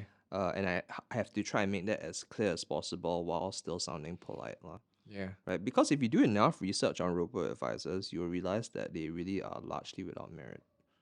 And so here's the reason, because obviously, like I mentioned, people will throw out this, and so I like to answer things on a more technical, fact-based level, right? So before someone has even decided to bring out my product, they already bring out someone else's product. So I have to show that I know every little thing about that goddamn product, so that when I bring out my product, it sounds like a very natural progression. I mean, so it's not that I'm trying to counter what you're saying with my product. I'm already completely demonstrating that I know what you're talking about more than you. Then I bring out my product. So Right. now I have credibility, right? So robo-advisors have actually existed for quite a while, a long time, actually since the 1990s. Oh, This is not something that a lot of people have understood or known about, right? I thought it was they more already- recent, like maybe the last 5, 6, 7 years. I last time No. I invested in this one. Jesus. Stash away. No, around the same period. Smartly? Smartly's Fuck. gone, man. Dude, I know my money was gone then also. Like they literally sent me an email. We are shutting down. We are liquidating your money. Here's your money, and then they sold it off at a loss. Yeah, I mean, Yeah, I remember that's a fun example. That's a good testimony for your Yeah. students. Just like, hey, Yeah. like, look at what And with the recent one, was it Money Hour? Money Hour. Money Hour, right? Money Hour is bionic, so technically they weren't really strictly an investment advisor. I Yeah. guess. Oh, but I didn't know though. Like the fact that you mentioned, like they existed quite a while back. Yeah. So Give us the robo-advisors history. have Yeah. existed in the 1990s in the US, obviously, right? They haven't existed here, Yeah. right? So we've seen the first robo-advisor came to Singapore in 2017. They came in three, Stash Away, Smartly, Auto Wealth. So once those three came in, then like CD and all a bunch of other donkeys were non-stop talking about them because of all the stuff that you mentioned, all the lower fees, blah, blah, blah, blah, blah, blah, blah, blah, blah, right? So what people have failed to realize is that why is it, right, that in the US, the number one companies are still all of your big fund houses, your BlackRock, your Vanguard, all that. Because if any of the stuff that robo-advisors that they said is true, then these guys should be long gone because they charge a lot worse, right? Similar to us in that sense as advisors, if you think about it, right? So why? It's because they already tried and failed in the US. You see? Now that makes all the difference. It makes it really puts like a bam, like it's a huge like cold splash of water to the face for all these very, very idealistic donkeys that are thinking about using robo-advisors, right? So what I mean by failed? Well, technically there are a whole bunch of robo-advisors that are still in the US, just that some of them converted to add-ons for banks. So you notice that we see not just the standard robo-advisors like StashAway, but we also see that digital banking investment robo-advisors are also part of certain banks now, right? And that's when they realize they have the most add-on lah, because end of the day is that a lot of these robo-advisors on an individual level, the technical expertise is still too, or I'll say that the expenses that it costs to run these robo-advisors are still too high compared to the amount that they're bringing in. Right. Remember that I told you just now that on a $20 million portfolio, I'm bringing less than 140K. Right? After I pay off my P and I pay off my taxes, I'm lucky if I have 6 figures in a year. That's peanuts, right? So in the end of 2017, StashAway had less than 50 mil AUM, right? Right. That's nothing, Yeah. right? Especially if you want to pay like 12 employees as well as all of your shareholders. That's nothing, right? Of course, now Endowers is like $1 billion plus, but they're still in the red. They lost like tens of millions of dollars last year, right? What's the point of that? It's because eventually when we look at the US study of robo-advisors, we find that what they did was similar to everybody else, which is that they used large capital venture investors to go and start up this particular thing. They offered very competitive fees and structures and so on and so forth. And then after they already had a reasonable market share, then they raised their fees. Yeah. It's Yep, kind of like so- Grab, right? Yeah, it's, You know, it's kind of yeah, Grab. it's kind of Well, like burn money to acquire market share. and then change the behaviors Yeah. to a certain degree, and then once they feel like they've dominated a certain amount, Yeah. then they can raise, or once maybe the loyalty is there, Yeah. right, then they raise up the fees, right? Yeah, because there's no one else to compete with. But lah, robo as well as the- advisors can't do that, or like they I mean, don't last they're as long. trying, but you can notice that because of the whole stagflation issue that we've been facing the last year plus, we see a lot less advertisements now. StashAway was way more popular before COVID than it is now, right? So we don't, remember. most people don't even hear. AutoWealth even worse. AutoWealth actually developed a better product. Right. AutoWealth's Robo is the best by far, right?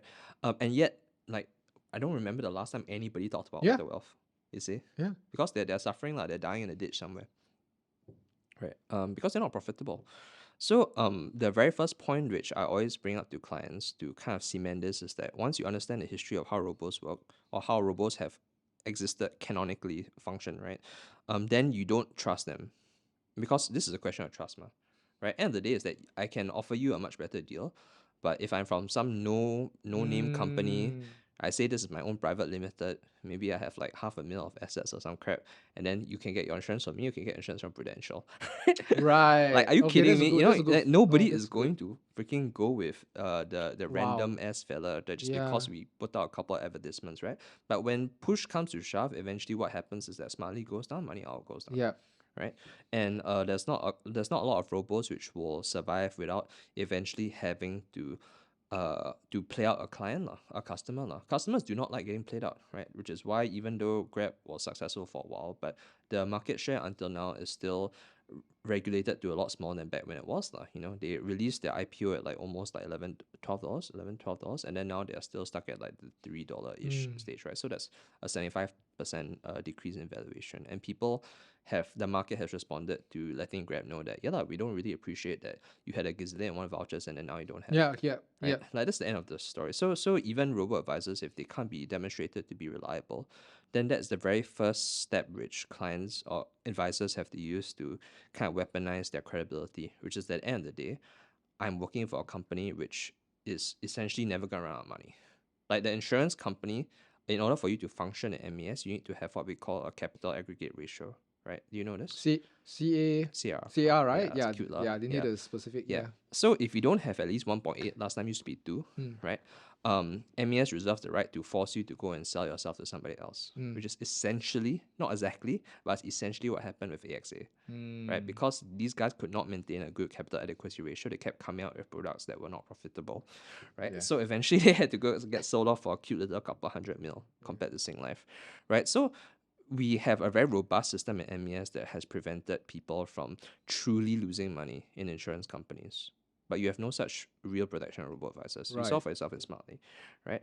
And then that is just the foundation. Means that if you're talking about Yeah. robos, really, then Give if you're it- talking about the portfolios, Everybody will want to listen to this. Give us more, right? So that's foundation of like Yeah. the history and everything else, right? right? And then like, so is that how you explain it though?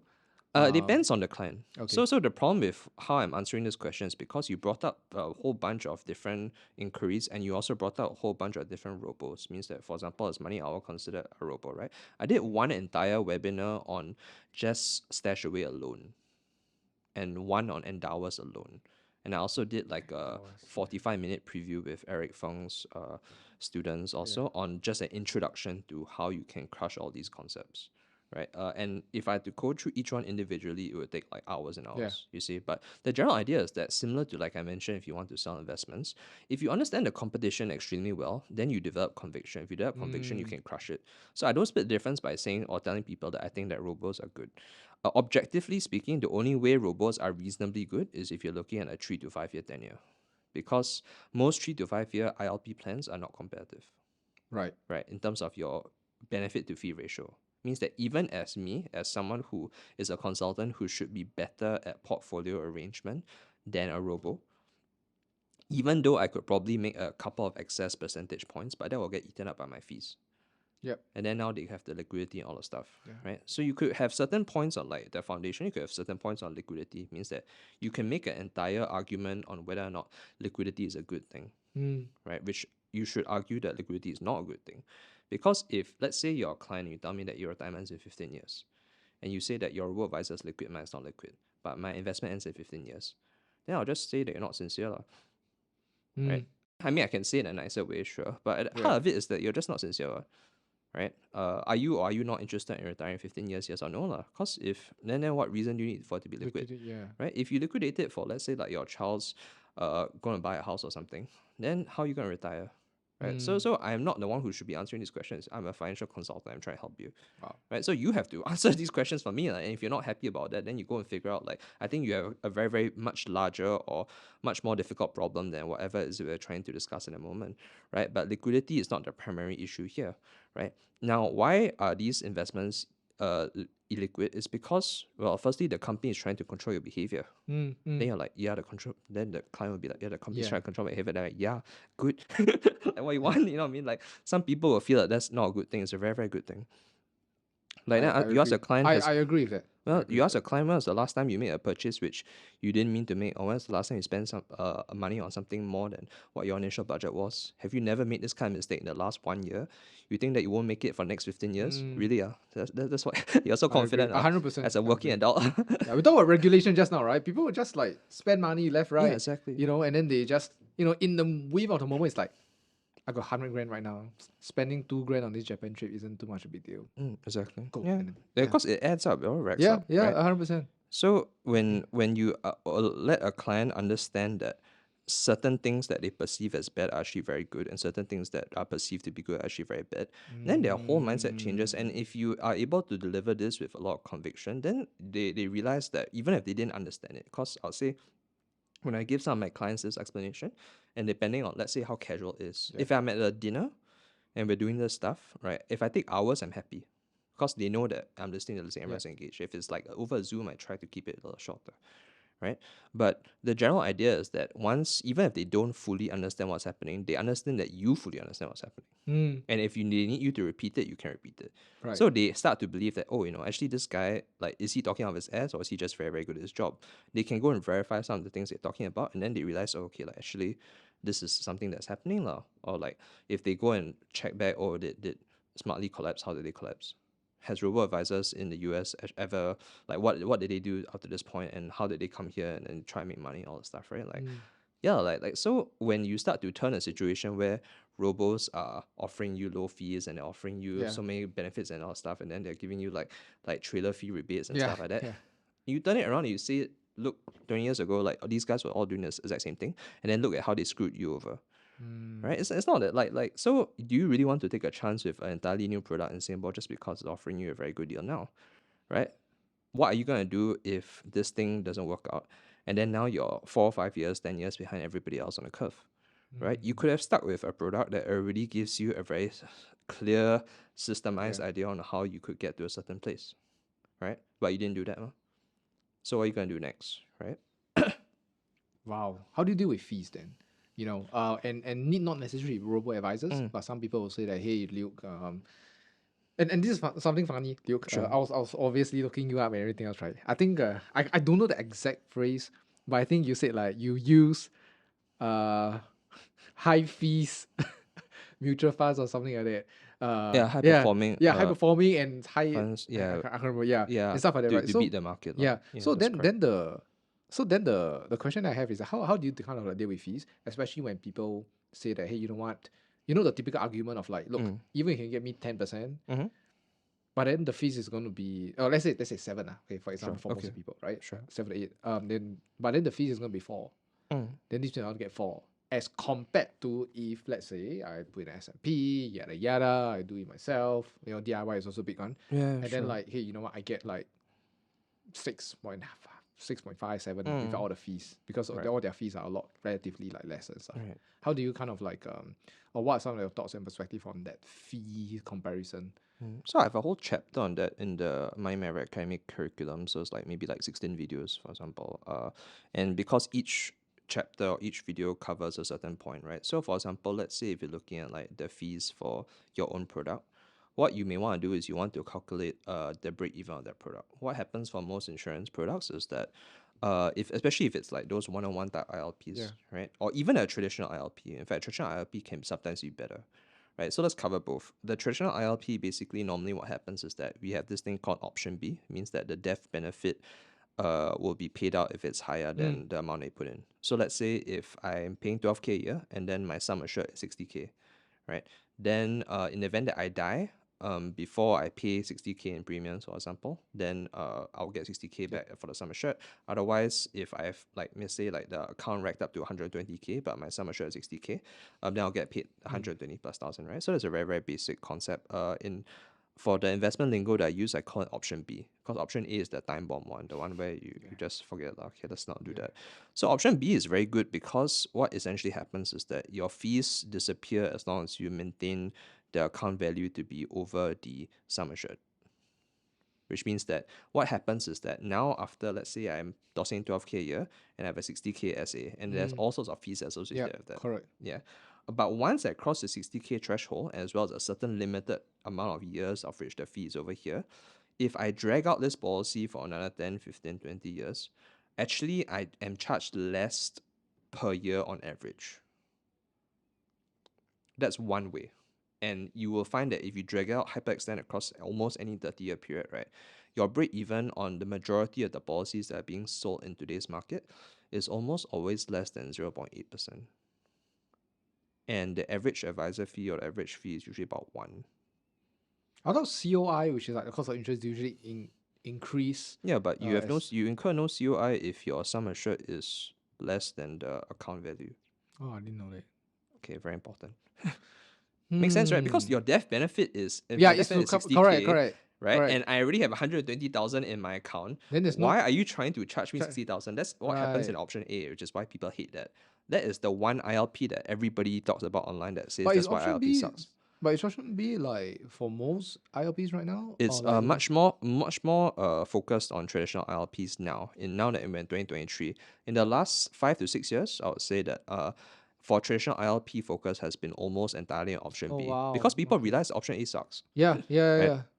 So that 60K, if I was on option A, no matter how much money I have in my account, right, I will always keep increasing the charge of this 60K, Correct. right? But screw that, like forget it. So comparatively, I now have a system where if I die, I make $60,000 early. If I die late, I make my entire account value without getting charge fees. It's a win-win across the board in any short or long-term situation. Right. It's only in the weird middle situation Yeah. where Yeah. that's Yeah. like kind of sucks a bit. Yeah. But so in the middle situation is where people feel that the fees are the highest. Yep. But if you extend it short, you technically your ROI is the most, because if I pay 12K, I die that year, I get 500%. Correct. Okay. Right? Yeah. If I die later, I paid very little fees overall across the much longer term. So that's one way in terms of the traditional ILP side. And the one-on-one is even more predictable, because they tell you X amount of fees based on a certain amount Right. plus your bonus. So what you can do, which I usually do for my kids, which I tell them is, usually I look at it whether it's from GE, AIA, Manulife, you can use your bonus NAV to calculate against how much your policy appreciates against the regular fee that you're being charged, and then when that fee drops off, so on and so forth.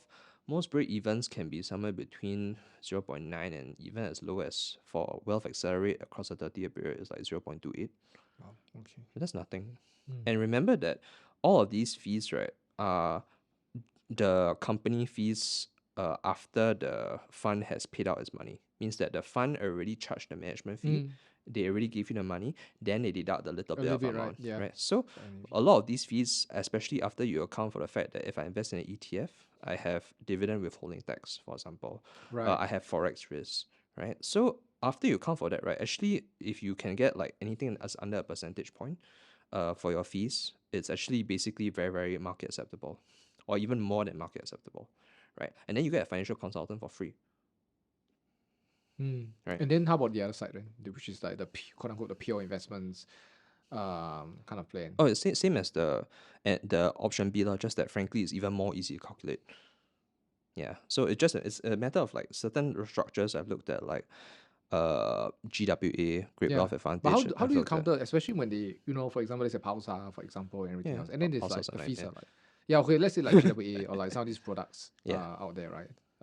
Yeah, so like they usually charge. Obviously, there's um they charge a fee on the account value, right? And then there's a charge on a fee maybe on the account value or on the premiums right, every yeah, year yeah, kind of stuff, right? true. Yeah. So then like when people look at it and then they're like, hey, look, this is a lot, especially when they see it's like when they see it's 3%, and stuff like that. Yeah. Do you usually explain to them like why they're paying these fees? If you can get away with not doing so, then no lah. Because some clients will just take you by your credibility, right? But if you have to explain it, then you explain what it's similar to. Pretty much, it's like, let's say if you're buying like an iPhone, and then someone is like, oh, like why am I paying so much for this iPhone when I can just get like an Android, for Yeah. example, right? Correct. So if I were an iPhone salesperson, obviously I would start talking my ass off about why I fucking love iPhone and what stuff you can do with Yeah, an the iPhone. value, Yeah, right? exactly. So it's Okay. the same thing. It means that for any fee structure, regardless of the specific methodologies which I teach, end of the day is that you still have to justify your fees through what you're providing, which is why when you ask me about what you can do to become a good investment manager, sometimes I just talk about that. Means that if there are certain clients which I understand that this is what they want to hear, then I just talk about that. Means that I don't give a drop kick if my fee is like happens to be 1%, 2%, or in certain cases with the TM side or certain really certain ILPs can charge like 6.95% Wow. on like the first 2 years, for example. So first 2 years is like 7% fee per year, then subsequently it's not so sweet lah, but it can be pretty rough, right? Wow. Okay. So I'll just tell you that this is what I'm providing lah. Has any advisor ever told you that they will provide this? Almost never. Almost never. Because I don't think advisors are very well trained in explaining what service they're providing. And that's partly because, firstly, they have no idea. And secondly, they don't have conviction. Right. So advisors face, like, the reason you even asked me this question, I'm assuming, is because some of your advisors may have asked you some of this. And then what's important is for them to understand or to ask, why have they not understood how to answer this question? Means if they ask me this question, right, and then I go ask you, so you ask me, then I ask you back lah. Like, what answers have you come up with before you spoke to me? Because when I first encountered this, it was hell. It was Yeah. seriously hell, you know. It's just like Yeah. thinking like, well, then I have to check online. Like every donkey is saying something So, horrible yeah. about LPs, something amazing about robos. There's like no avenue for me to get in there, you know.